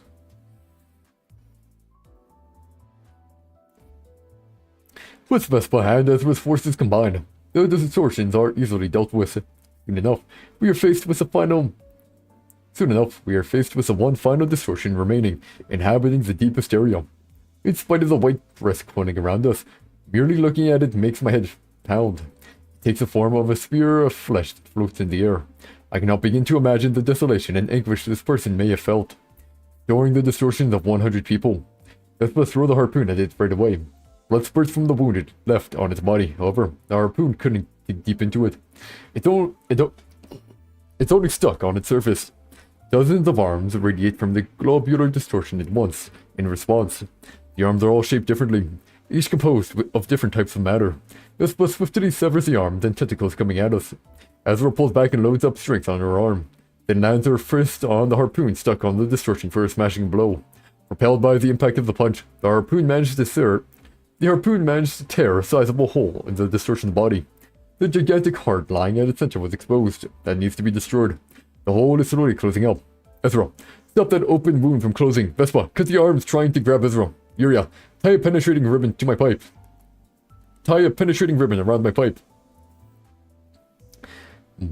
Ezra jumps into the distortion to forcefully spread the rupture open. Vespa wards off the threat of approaching Ezra. Yuria jumped from my shoulder onto my arm and tied a purple ribbon around my pipe. I took a deep, minded breath. The pipe assumed the shape of a matchlock rifle. Detective, the walls are closing in too tightly. I struggled to brace the gun against my shoulder using only my left arm. Dr. Moses, we need to... Dr. Moses, we need you to act quick.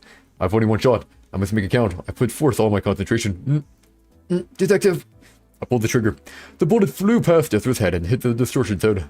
The spherical distortion squirmed and boiled for a short while, then blew up with a deafening blast. A stream of distortions poured out from where it was and flowed away.